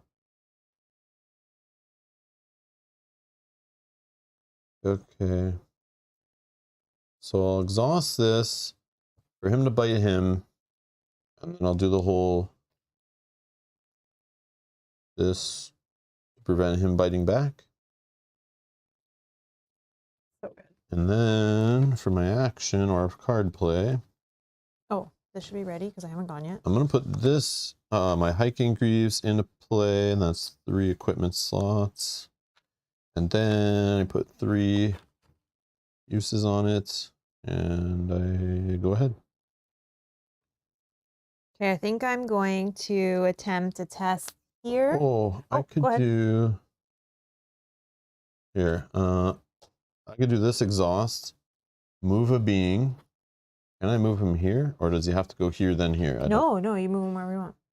Okay, and then I'm gonna add to progress to it. Thank you. Okay, That's that's a good. dog. That keeps this Yeah. route. All right, go ahead. Go ahead. Okay, so I will attempt traverse test here. I don't need to do anything that I thought I needed, so that's good. I don't have to dodge it. So let's spend 3, 4, 5. +1, 6. Yes. Okay. That's so it. That's it. That's all we need. Wow. Okay. Why am I even biting the wildlife? Well, I mean, I'm just kidding. well, we should probably clear this, so maybe we wait one more Soothe turn or something? Or Yeah, I'll try to pet my doggy. these, I could put them both back in my hand by suffering fatigue. If they help us keep moving, then it's great. Yeah. But that's all we're trying to do is get there, right? Just one. I'll keep. Yeah. Okay. Oh, sorry. And then I got any reds. Each ranger suffers fatigue equal to the number of vine tokens within reach. So just one. Okay, and then this gets shuffled. Okay. Oh, so we wanted that guy to bite this. Yeah, how are we clearing this to get this token? You have to just use it to... Slice. Add 1 to this feature. Oh, wow. Next round, I could do it twice, but Suffer 1 fatigue. or I could try, because it's only a 1.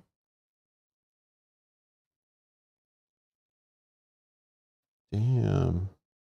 Or you can try once this turn. Oh, you got stuff. Yeah, we have to do it like 3 times. So it does let you soothe 3 fatigue. No, it puts a harm. Doesn't it put a harm?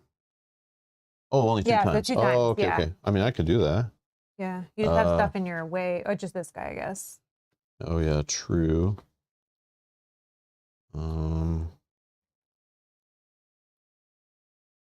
Maybe I... Okay, let me do...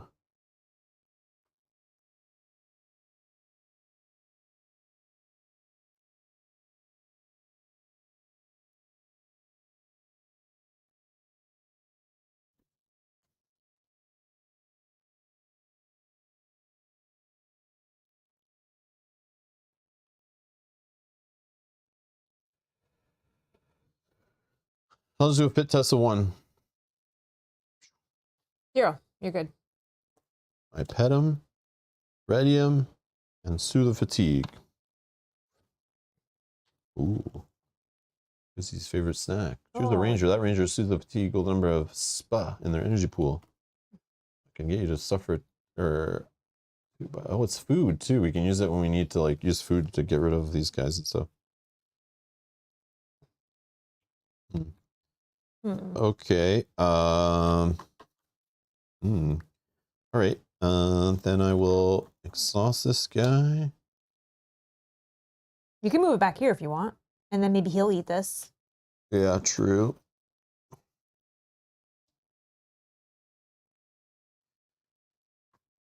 And then you're go. What kind of? Oh, mountain. Sorry. Add a vine token to a flora. Oh yes. This Holla! is working out well. And then do you have any? The fauna flee before Tal the Reed. Move a being.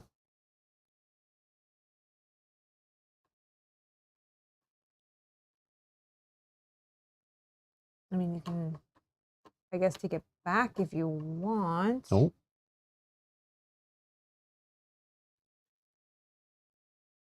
Thanks. Okay. Can I do any connect tests with the dog of any kind? Like, can we add tokens? It's not that one. That's the ferret, right? That lets us do that. So I can't do much. Oh, the ferret. Yeah. I think I just attempt.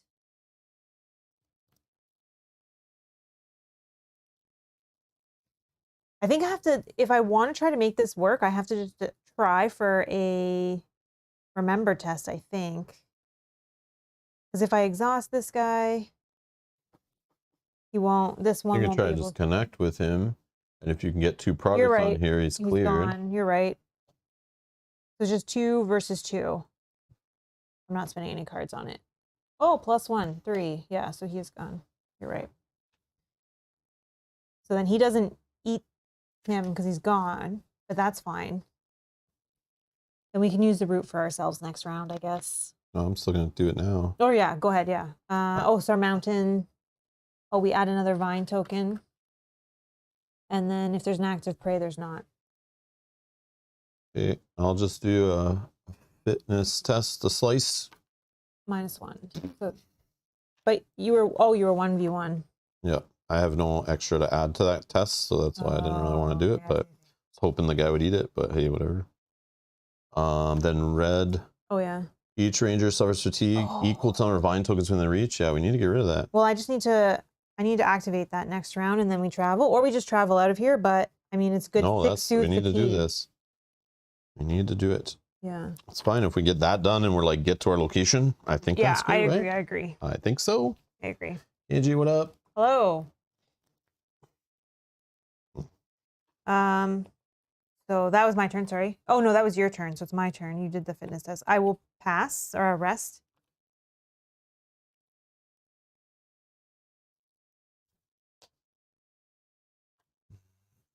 So I'll put in the Queasy's favorite snack. And that is still within my 5 limit. 2 tokens on it.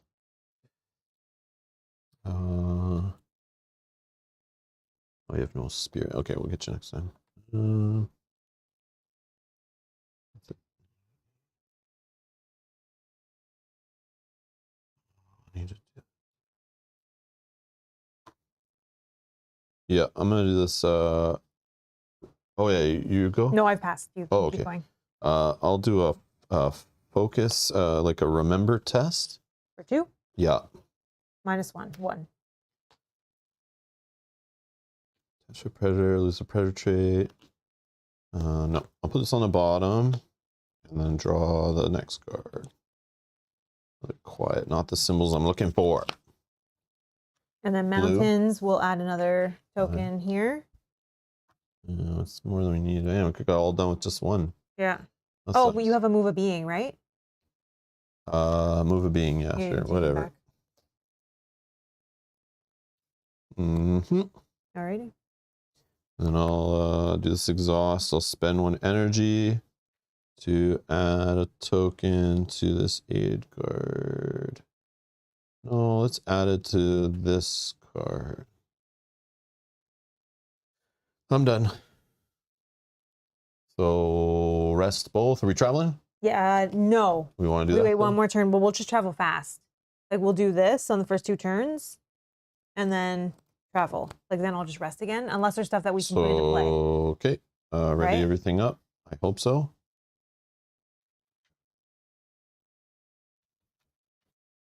Not the icons I'm looking for.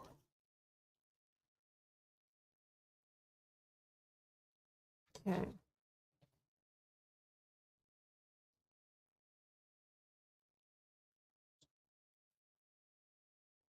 All right.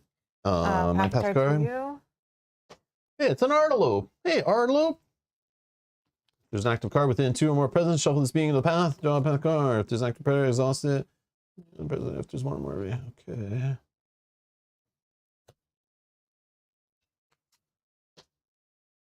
Ambush. All right. You can go first. Are you gonna try this test? So if I do a 2 and then you do a 2 to get. That's the plan. Okay, so then I'll just put in. Maybe I'll just put in all my fitness because it doesn't matter. I want to be successful, even if it's -2. Actually, I only need. Even if it's -2, I'm still 0, which still is enough. Nope, I'm testing against 1. +1. Okay. Add a harm to this being. And soothe 3 fatigue. 1, 2, 3. Alrighty. And then red. If the ranger's injured, I'm not injured. Each ranger suffers fatigue equal to, oh my gosh, 4. 1, 2, 3, 4. Okay, yeah. Maybe we should have traveled. I'm sorry. Okay. Let's go.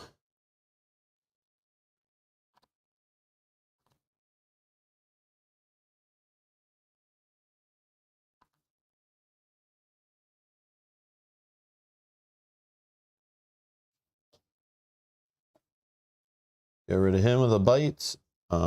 Get this out of here to prevent that. This guy, I'll move to progress. The dog will shoo him away. Then I will test on that.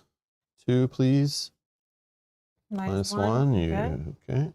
So that adds harm here, which. Yeah. But you soothe 3 fatigue. Okay. Got all my cards. Oh, you choose a ranger. Oh, but that's fine. So, So you suffer fatigue. I suffer fatigue, but then I choose a ranger to soothe 3. So technically, I would suffer this fatigue.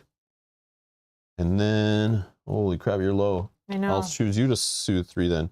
But when you did it, did you suffer fatigue? No. And then choose a ranger to get 3, so you really only get 2? Okay, so then I get 3. 1. Yeah. 2, 3. Yeah. So we need to stay like kind of on par is the idea. Yeah, because I only have like that many cards. Yeah, left in yeah. my deck. So I think I'm the weakest link though. Yeah, so then for these sure. are. We know this. Clip it. These are going on here, which means that we have 4. I'll just put them away, but we have, or maybe it matters. I don't remember. We have 6 tokens on there. Okay. Okay, 6 tokens cleared. Okay, if you have 2 or 1, 1, 1. 1, 1, 1. 1, 1, 1. Somewhere in here. Oh, I'm way. It's 1.11. Not 11.111. Holy, right here, right? Oh, you can't even see. Okay, sorry. Discard all the vine counters off the Trail of Vines card. Check off a bubble next to Trail of the Vines in the campaign tracker. If Spirit Speaker Null is in play, nope. Nope. Don't remember. Read the entry. We have 2 Progress. bubbles. Okay, 2 progress is this one. You find the Viridescent in a clearing, again standing beside a docile reclaimer, and a small white flower is growing out of his back. You watch as the reclaimer slinks away, and the Viridescent slowly turns to face you, and suddenly seems to melt into the earth. You rush into the clearing, but the Viridescent is gone. You do, however, find several dart-like thorns in the grass. They drip with some sort of goo that, when you take a whiff, causes your senses to reel. You suspect it's a powerful horrific, and maybe how the Viridescent captures the reclaimers. But what is it doing with them? You'll have to pick up its trail again to learn more. I'm assuming I don't keep reading, but I'll quickly scroll down and see if there's a... No, there's nothing else to read yet. Okay. That's discarded. That was you that did that, right? Yep.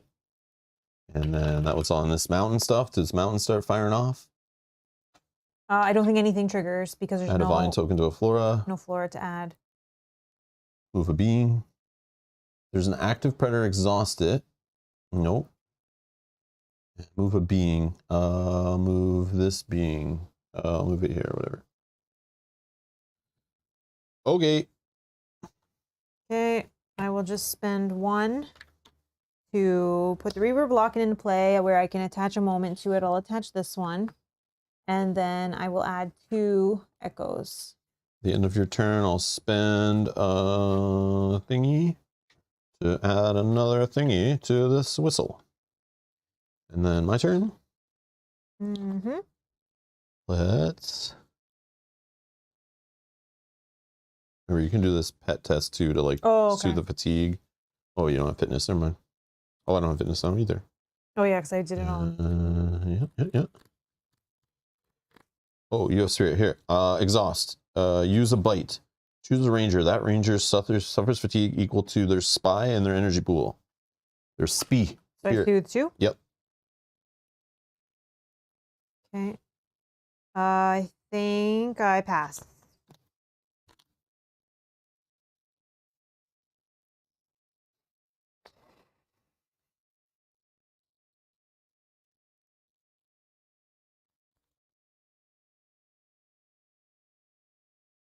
Yep.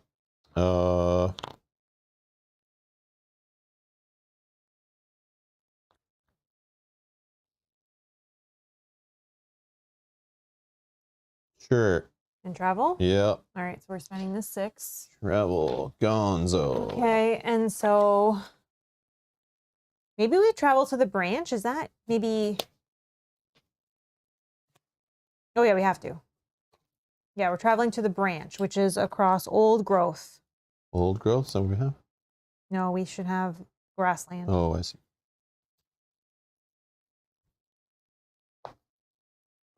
Branch. This is a pivotal location. Yep.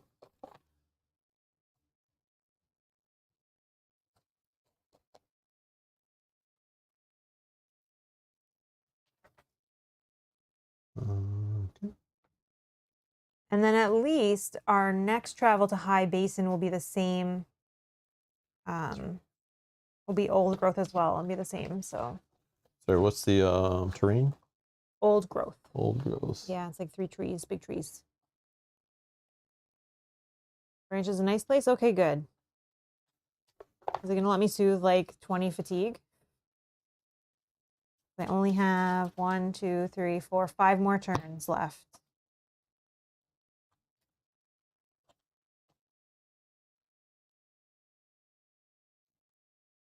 We need to get out of here quickly and at least get, as you said, to High Basin.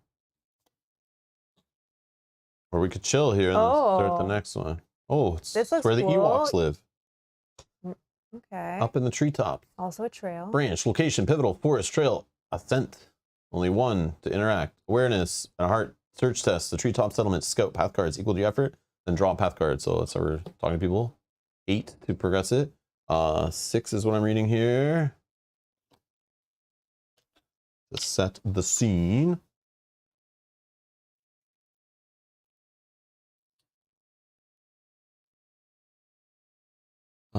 Silaro Marco, no. The town of Branch spreads out among the trunks and branches of the giant cedar trees and tough, wrinkled dolewoods. The whole village is a maze of platforms and narrow walkways, all created from tree branches, encouraged to grow together in dense mats punctuated by spherical homes. Okay. So we're building just this deck together. Nothing fancy, I don't see.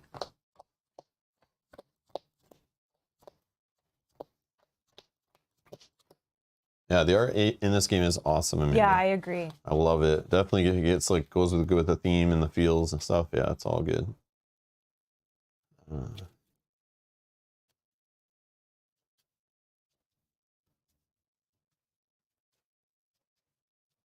Speaking of old growth, is that old growth healing, Rob? Oh! Matthew, we don't talk about that old growth. All right. Search the path deck for the next feature and put it into play. Not a feature. Not a feature. Not a feature. A lot of people. Feature. It is the Cloud Hive. A feature prey, layer, food. Response. After adding one or more harm to this feature, add one bee to each Cloud Hive swarm in play. What? Oh, gosh. If there are no Cloud Hive swarms in play, search the path. Okay. Okay. And then the next one is draw a path card. I'll just shuffle.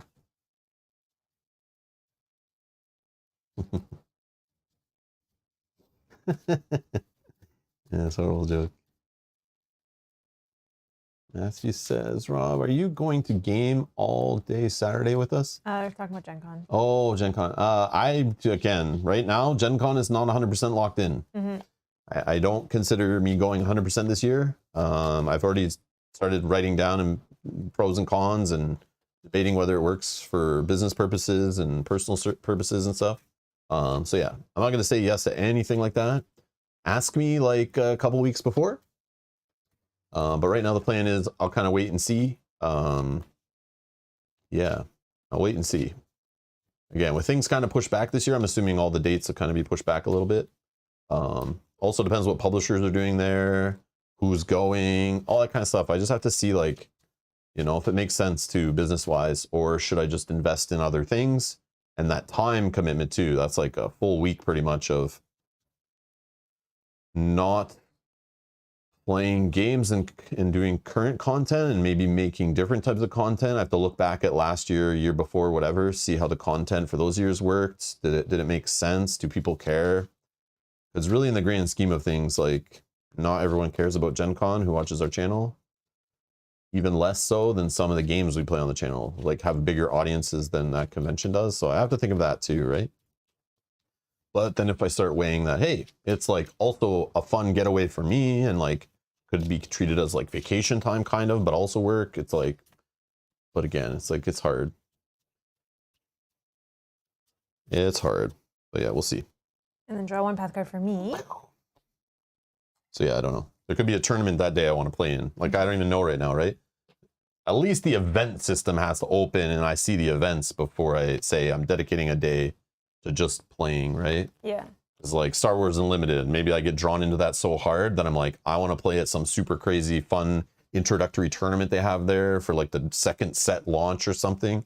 And then it's like, oh, well, I guess I'll be there all Saturday. You know, that kind of thing might happen.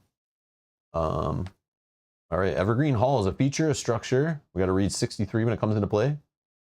Share stories with the locals. Search the valley for a set for any one card. Attach it face down to the location. After you travel, put the attached card into play. Is there a card we need that we don't know we need? Yeah, no, that's what all these locations are like this. You want to search a specific person to like start their side story that you learned about, or like, you know, that's how these work, right? Yeah. So like we're supposed to be making mental notes of like, oh, that person, we met them here and they want to get to here, but like we can't deal with them now. We'll come back and talk to them later. This is how you like get them started at the start of a play session, right? Yeah. Or you met them now here and then we end our session. Next time we come, we want to get them in play as fast as possible. These are the kind of ways to do it. I think that's how that works. Okay, then we do a refresh. 1, 2, 3. Pro, it's Gen Con. Con, it's Gen Con. I know, It's right? so many things, yeah. Draw a card. It's like, oh, meeting with publishers, that's a great reason to go. That's also a sucky reason to go. Like, honestly, everything is like, there's lots of people there. That's awesome.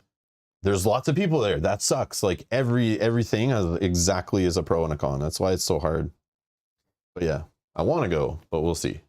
There's also other conventions too, like PAX Unplugged is growing, and like maybe I spend some time actually going to that one instead of trying to do both in the same year. Then we just back out of the other one. It's like, maybe I just suck it up.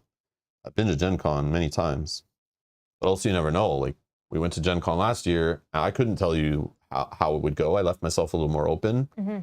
And all of a sudden that first morning we go there early and just to see what's up with Lorcana, and it's like, boom, our whole weekend changed based on that, and it was so unplanned. Yeah. Like we just went down there with the camera to see how it is, see what this crazy lineup's like, and then we'll go get whatever games we're interested in, and then we're like, let's talk to some people in line. All right, let's just get in line. And then all of a sudden it's like, you guys saw what happened. That's like, now I own hundreds of dollars of Lorcana stuff, and like, what the hell just happened there? But yeah, anyways, then we streamed it, had fun playing it, taught it to people. Yeah, it was crazy.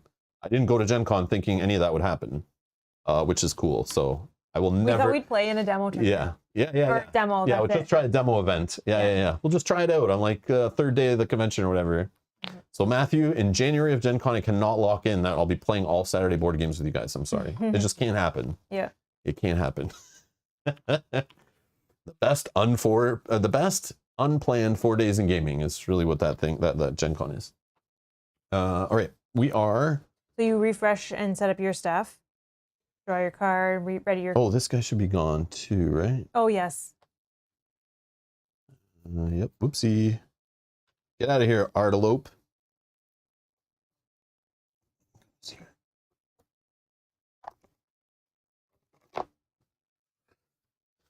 Oh, okay.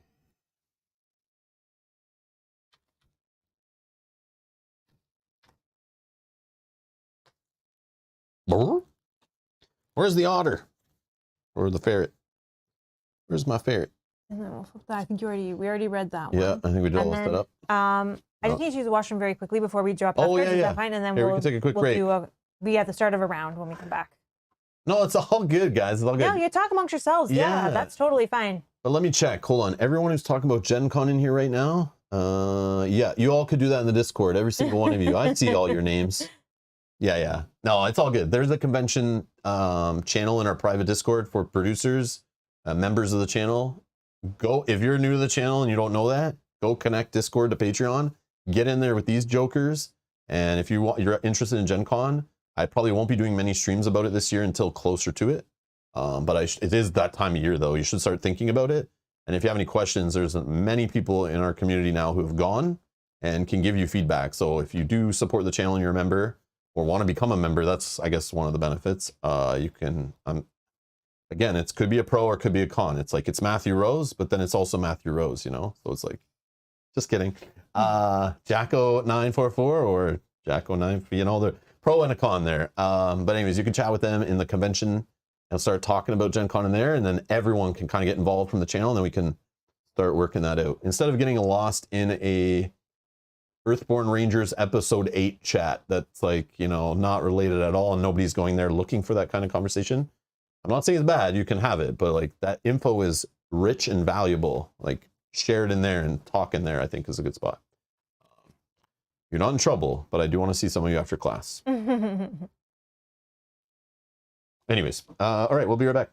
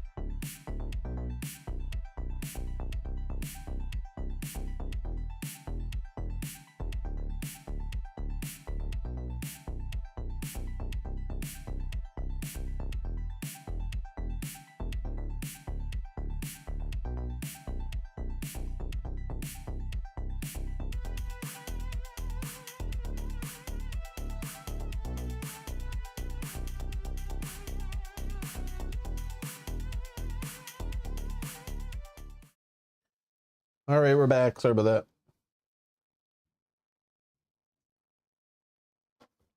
Okay, where were we? We're drawing path cards at the start of the turn. Okay. Oh, man. Oh. Cloud Hive Swarm. Add 1 bee on refresh. Oh. Add a bee to this swarm. And that's Oh, gonna be bees the are presents. tokens. You can add a maximum of 1 harm per test of the swarm. Harm or X is equal to the number of bees on the swarm. If X is greater than or equal to your fit aspect, exhaust this swarm, suffer an injury. At least, hopefully, Quiet can get rid of these pretty easily at the beginning before they can get out of hand, right? What the hell is this? That's going to you. I don't like wandering out in this world anymore. Bees everywhere. Oh. How's this lazy sloth? A dozing bear sloth? Yeah. Predator? This is a predator? Really? When he's not sleeping. Yeah. I ain't scared of this predator. Oh, he goes to search for food. If this predator's along the way, you feel a large presence looming over you. Oh, I see. He's up in the tree. Suffer 1 fatigue. If you have 4 more fatigue, exhaust this being. Suffer 1 injury and move this being within reach. Oh, that's not good for me, but. A freaking Winnie the Pooh here in the game. Okay. Okay. Look at those claws, though. Yeah, true. Yeah, I mean, it does look terrifying. Okay, he's 5 to harm him to get out of here, or 6 to pet him out of here. Yep. Yeah. Branch, this is called. Okay. All right, what do we do? Oh, but I do have this card in play, which is after you succeed a traverse test, add presence to a being equal to your effort. This is in addition to the test results. So if I did a big traverse test, I could potentially get rid of this, but we do have this, but I guess I can't really suffer much more fatigue though. That's problem numero uno. Oh, Joe, we've talked all about the Australian drop bears on this channel. We did. Yep. We know they keep tourists away from Australia. Yeah. Yep. We even Googled it. Didn't we Google it on stream? Oh, we know they're 100% real. Yep. And they're just dropping on everyone and killing everybody. It's like a crazy thing. Yep. For sure. Yep. Yeah, we read it on the internet, so it's obviously true. Was it Bob or somebody? I can't remember. I don't know. Yogi for sure. Yogi. Was talking about it. Pont is asking, X is 0, so Quiet can get it for free. X is equal to B, so it's 1 right now because it came in with 1 B in play because it has 1 B in the top right there. 1 B's. So yeah.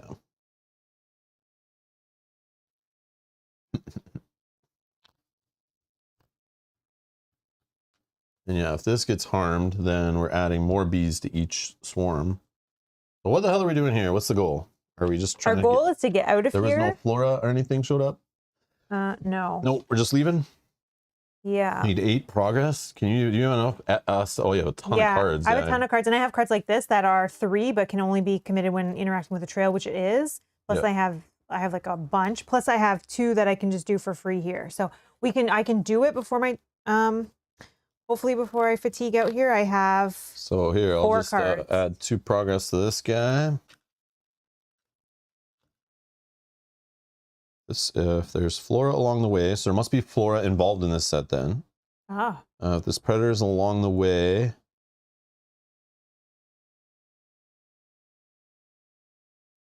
Okay, so I'll just keep him with me then. Well, that's super helpful. Am I going first? Sure, whatever. I just exhausting at the start of one of our turns, whatever, doesn't matter. Okay. So then I can do a big test here. Yeah, I guess that's the play. Okay. So let's do a fitness test. We can put in 3. Well, do you have enough in hand so you don't need to like waste it all there if you want to like... I might go back on it, but I don't can. That's 3 from here. I have to put at least 1 in. So This is going to cause you fatigue, right? no, I can. Okay. Yeah, I can dodge 1. Make sure you get all 8 on here then if you can. Exhaust. You need to put in like 10 to be 100%, but like 9 is probably close. But I don't know. You might get a +1. I don't know. But if you want to soothe first, oh no, that's fitness also. Never mind. Never mind. Oh, I should do this first, actually. Okay, sorry, rewind. I'm gonna put this into play first for 1 because this will give me 1 back. Put 4 sensors on it. Yeah, because then I can spend a sensor when I traverse test. So Oh, okay. it'll just give me that same 1 back, but it'll be for future if I need. Okay, sorry. So go ahead. Then you're. Oh yeah, I think I can definitely do more than 10. If you don't need to worry about that one necessarily, because I can probably use this on it. Not worried about anything. We're just trying to travel and leave. So like, Yeah, oh, you're right. I don't really care. It's just the minimum test possible then. Yeah, then I'll do it on the next one.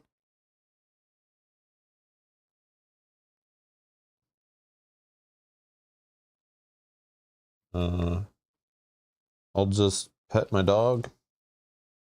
For 1? 1, yep. 0. Ready. Soothe the fatigue. Okay. I can stop one of these from being a predator. Okay, and then Or this one. the red is going to trigger. Each ranger suffers fatigue equal number of vine tokens within reach. 0. If X is greater or equal to your fit aspect, nope. If you have 4 or more fatigue, You're good. nope. Okay. Suffer an injury and move this being within reach. Nope, nope, nope. Okay. So now I will do the traverse test. Oh, sorry, unless you had something you wanted to do at the end of your turn. You have your dog I standing. could, but I don't think I really want to move him because he'll be in your way. He doesn't have enough progress on him for me to transfer it to here or here. Did we read 63? I think we did. I think we did. No, I don't think we did. Oh. We might have seen it. I don't think we. No, I did see it and I said it, and then I probably started talking about Gen Con and stuff. Oh, Thomas says no. Thanks, Thomas. Sorry. Yeah, I probably. Yeah, because. Got distracted. Yeah, I just blame Jacko. It's fine. Works every time. Let's see. Feature structure. Okay. Let's see. Evergreen Hall. As you make your way across a long, narrow bridge suspended among upper branches of the forest, the din of a crowd draws your eyes to a stout wooden hall ahead. Fir needles covered its exterior, crisscrossing to create a tapestry reaching up and around the Dolewood's upper branches. Its ornate door swings open to reveal a meeting hall with different gathering platforms winding down the sides of the trunk. On every floor you see villagers drinking, reading, and talking of all the comings and goings of the valley. The scent of sweet ale washes over you. Near the entrance, a map of the valley hangs on a wall next to the board, covered with handwritten messages and notices.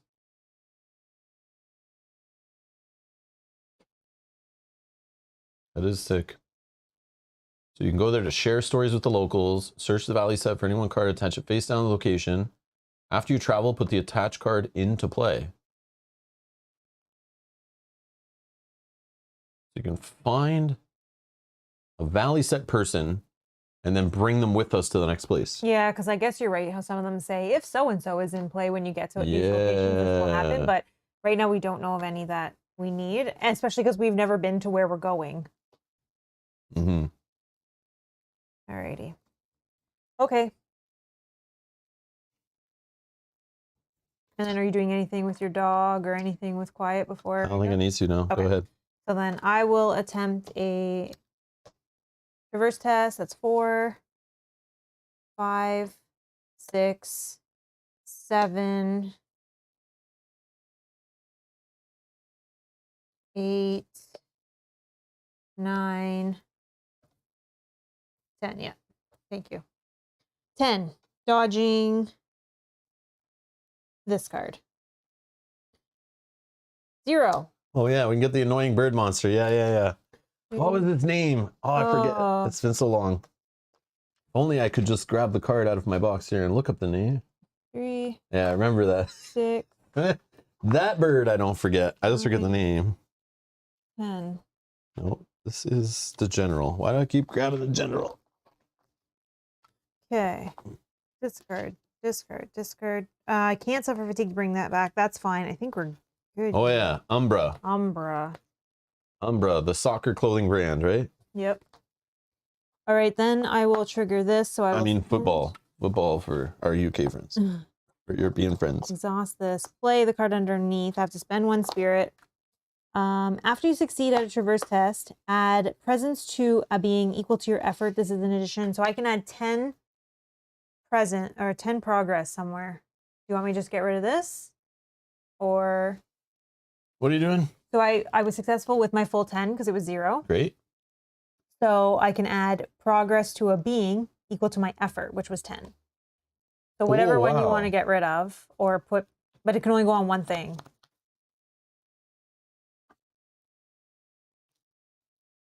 Sun is going to trigger, but only here. If there are no Cloud Hive Swarms in play, there already is. So we should leave it and play then. Yeah, yeah. So maybe just this guy? Yeah. Okay, and then that one, move 1 vine token, there is none. This one, we don't have to search for because there's already one in play, and that's that. Okay, so we are ready to travel now. Oh, sorry, and this goes away. Oh, and we have to suffer fatigue. Oh, that sucks. I'm at 3. Uh-oh. But as long as we travel, we can end. So we could do another turn or 2 here if we wanted. I don't know. Oh, yeah, because we won't draw anything new. We won't finish in... But if you said there might be flora in here...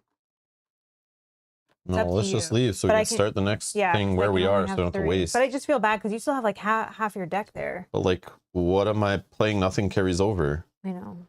So it's not like I can invest right now, and unless we like try to help somebody, but there's no one around. I don't know. I'll just exhaust this. Put another token on the food, I guess. I don't know. I could exhaust this, actually use a bite. Here, recover 1, because you have 1 spy left. Yeah, I don't know. That's it. Or fatigue, or recover. Yeah, rest. Soothe fatigue, I should say. Other than that, I don't think we care. No. So travel. Yep. So we're traveling to. Oh yeah. High Basin. High Basin. So is it better just to end now and camp, so that way we can start there? Because in the rules reading this morning, it did remind me that it's like it's better to rest after traveling with camping than it is to try to do it in the middle of dealing with things. Because then you're going to have to try to get all the progress on here again. Yeah. We're going to have to try to get everything out of the way so that you don't just fatigue out.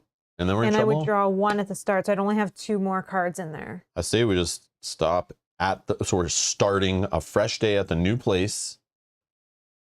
Yeah. We have no progress. If we had flora going on here, like some Trail of the Vines with progress already, I'd say like, let's see if we can get a little more on here and finish it. But I say we just start the next new place. So for the mission here, what we need to do is, while we were here, we need to find a feature. Not here. No, when we go to That's High at the Basin. next place. Yeah, so sorry, I think there's nothing to do here. What do you need to do for the mission here? Nothing here. We need to get to High Basin, which is where we're traveling to now. Yeah. But I don't think we have time to do anything. We could hang out here a little bit, but if we don't get to travel because we draw something new and it fatigues us out, something fatigues Mel, and you know, the rain just fatigues her, and she goes to draw or fatigue and doesn't have a card in her deck, we instantly end and we're stuck here for the start of the next episode. I'd rather be starting the next episode in the new place. Yeah, I agree. But we haven't started anything here, so it's not like we're in the middle of like talking to a local or have a flora working for the Trail of the Vines. We have no progress happening right now that is like we could try to finish in a couple turns. Right. So I say let's not risk it. Yeah, and we wouldn't have enough time to do anything at the High Basin if we did go in there. Yeah, White Rabbit, we totally understand that. Is if we stop and stay in a place and we like actually start putting progress on people and then getting the help missions attached to them, and then we complete those instead of worrying about our main mission. We know we can complete some of those and we'll unlock rewards. We've already learned that in the game by seeing it a couple times. And that's what I was talking about at the start of this episode, or earlier in the episode, was that the whole idea of like, these keep making us write numbers a couple days in advance. So those, and what we've learned so far is those feel like pressured timelines. Like you have a task, you have a limited time, get it done or else. And I said, we don't know what the or else is, but because of the way that's designed and the way like Locator has told us And other people have actually said in the comments, like, you got to kind of like time limits, right? They make me not want to sit there and do side quests. I originally felt like the game was like Zelda, where I literally could have a whole list of main quests and I could do whatever I want for weeks. Go do side quests, collect things, literally just chop grass for 12 hours. I can do whatever I want and go back to the main mission whenever I want. But it seems like this game wants to use the passing of time to change the main missions. I don't know if it makes them easier. I don't know if it punishes us for failing, but everything we know without spoiling anything, that is what the game has taught us as players. So we're just going with that kind of knowledge. So I know you're saying like, okay, start working with the people more, you'll get more rewards, but I'm worried that it's going to make us fail missions or get punished. So is that one extra card in my deck worth those punishments? I don't know. Will it make me annoyed? Will we start losing the game? I don't know. But that's just, we're going based on how the game designers have kind of put the breadcrumbs in front of us. And that's what we are kind of like learning from them.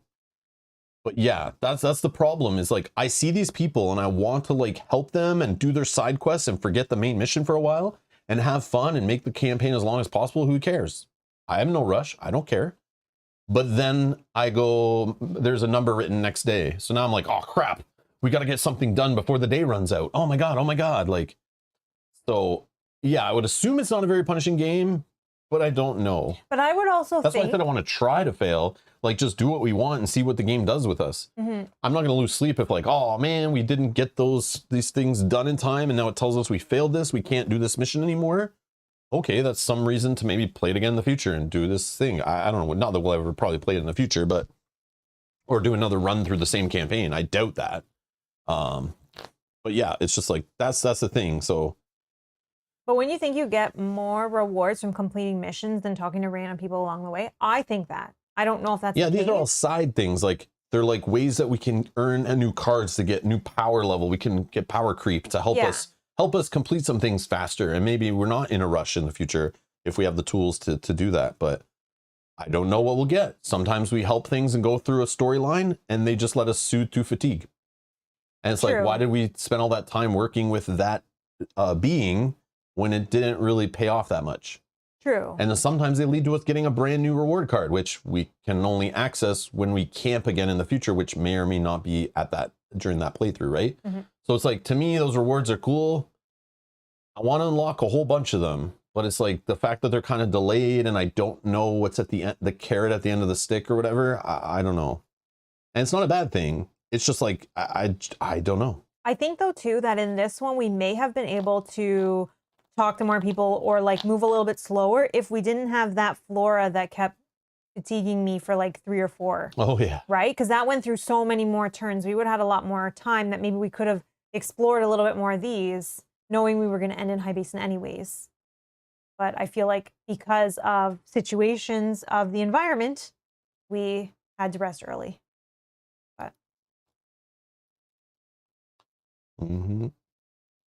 yeah, like I want to discover what's going on with all this stuff. I want to talk to people in here and I want to hang out and learn, branch, kind of like we learned our starting location, right? Like it had missions there. We met people, we talked to people.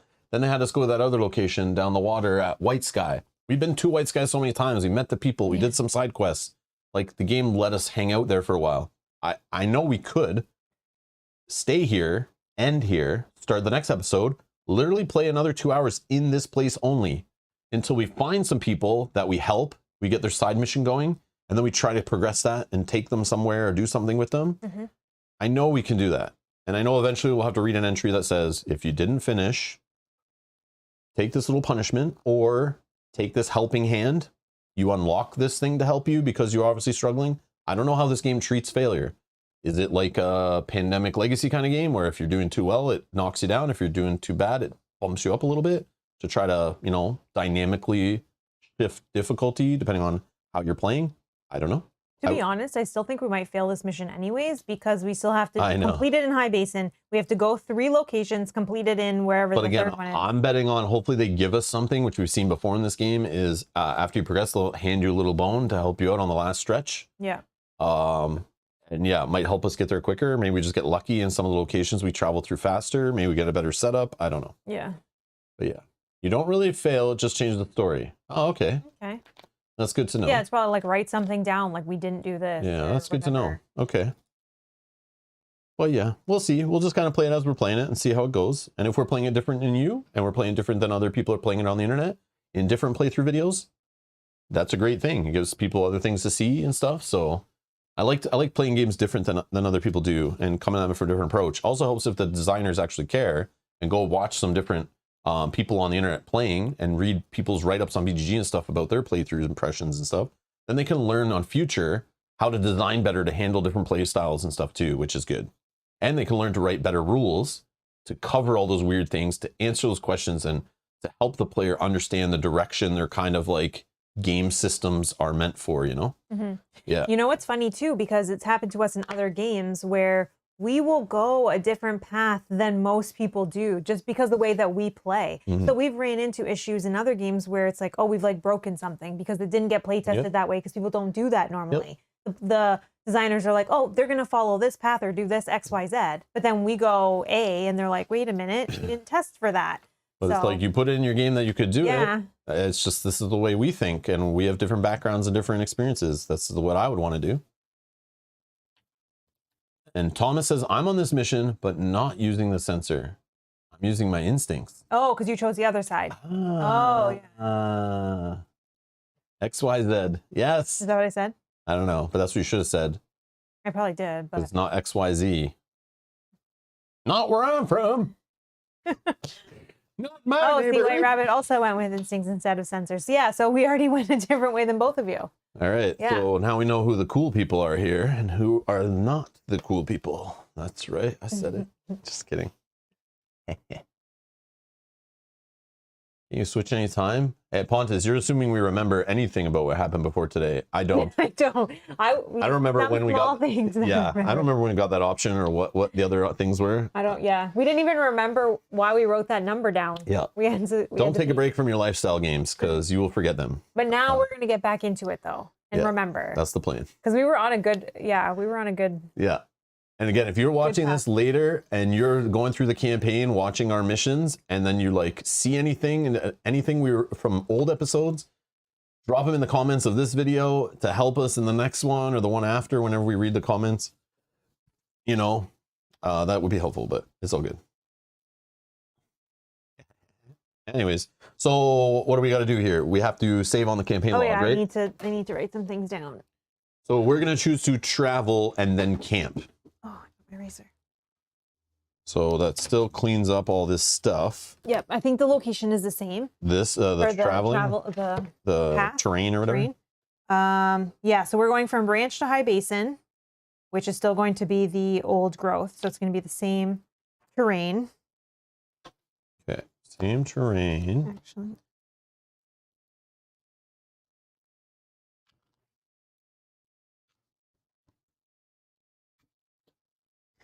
Okay, I'm marking off a day, so we're going to day 8. So next episode will also be on Perfect Day again for day 8. So that's good. Is it also downpour? No. Oh, it's a perfect day? It will be. Whoa. That's cool.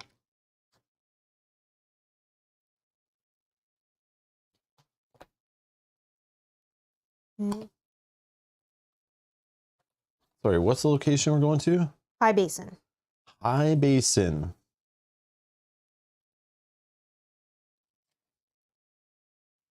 Okay. There's a teaser for next episode. Look at that pretty place. Oh, I want to go there. Who doesn't want to go there? Join us in the next episode, 2 days from now. We can swim.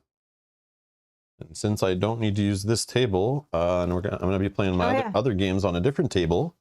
And your paint streams, if and or when they happen, don't happen on this table anymore. So I literally can leave this all here and even set up things so now I don't forget. And I can even grab it's a pivotal or no? No. Oh no, it's right there. It's not pivotal. So it would be valley set. So I can just get the valley set out to remind me next time. Isn't that nice when you can set up the next? I'll leave this bird here staring at me so I know not to touch anything. And then my deck's here. My tokens are here. Should be good. Yeah. Should be good. We're already ready for the next stream, everyone. Yeah. Thankfully, I have like 3 different tables I play board games on, so I don't need to mess with this one technically. Yeah. Oh yeah, the weather. That's the other thing. Perfect day. We're going to. Perfect day. I like a perfect day. That's the one that helps put progress on things randomly in out of nowhere. Yes, that might be good because we might need. Okay. Oh. Michael says, I just imagine Rob has 100 rooms, each with a different table. Look, the Earthborne Ranger room. And the worst part is, it's not exactly like that, but in this room even, there's a shelf to our left that has in-progress games on it that may or may not come back to the channel. And even there's in-progress games upstairs in another room. And then there's like board game shelves in various rooms that even don't have board game tables in them that are in different stages of the collection and stuff. So yeah, I got a problem, but it's my work from home job, but just I take up more room than a normal work from home job, which usually just involves a little computer desk and a chair. But yeah, for some reason board gaming needs more space and streaming needs more equipment than just a computer and a webcam, you know? Interesting. Sounds like heaven to me. No, it's a little stressful, but try to keep some organization, but it's a little scattered. Yeah, we try many times to like fix it up, but it's like less of a science and more of an art. So it's like it's not so functional and rigid. Interesting, but yeah. I don't even remember what the hell we were talking about. Yeah, me neither. All right, that's gonna be it for today's episode. Thanks for joining. I'll schedule the next stream of this game after this shortly, so watch for it on the channel. You can find it in the video description. There's a playlist link. In that playlist, you'll find all the past episodes, future episodes. You can subscribe, turn on notifications. You'll get a notification when we go live. Mel should be painting some more Dungeons and Dragons adventure board game miniatures this week. We'll be playing more Dungeons and Dragons adventure board game with Kyle this week, the Wrath of a Shardlon. I should be playing more Dark Souls, the board game this week, but playing a different core set with different bosses and miniatures. If you're interested in those playthroughs, check out the playlist section on the channel with many other games, or just Google Rob's Gaming Table, Dark Souls. I'm sure you'll find lots of playlists and videos and that kind of thing, or any game you're interested in. And other than that, I'm not sure, but we're going to keep playing this game and getting back into it and seeing where it goes. Also, in the next month or two, we were speaking about it earlier, Arkham Horror LCG is coming out with a new campaign. I pre-ordered it. My local game store says the campaign is coming out at the end of like February-ish.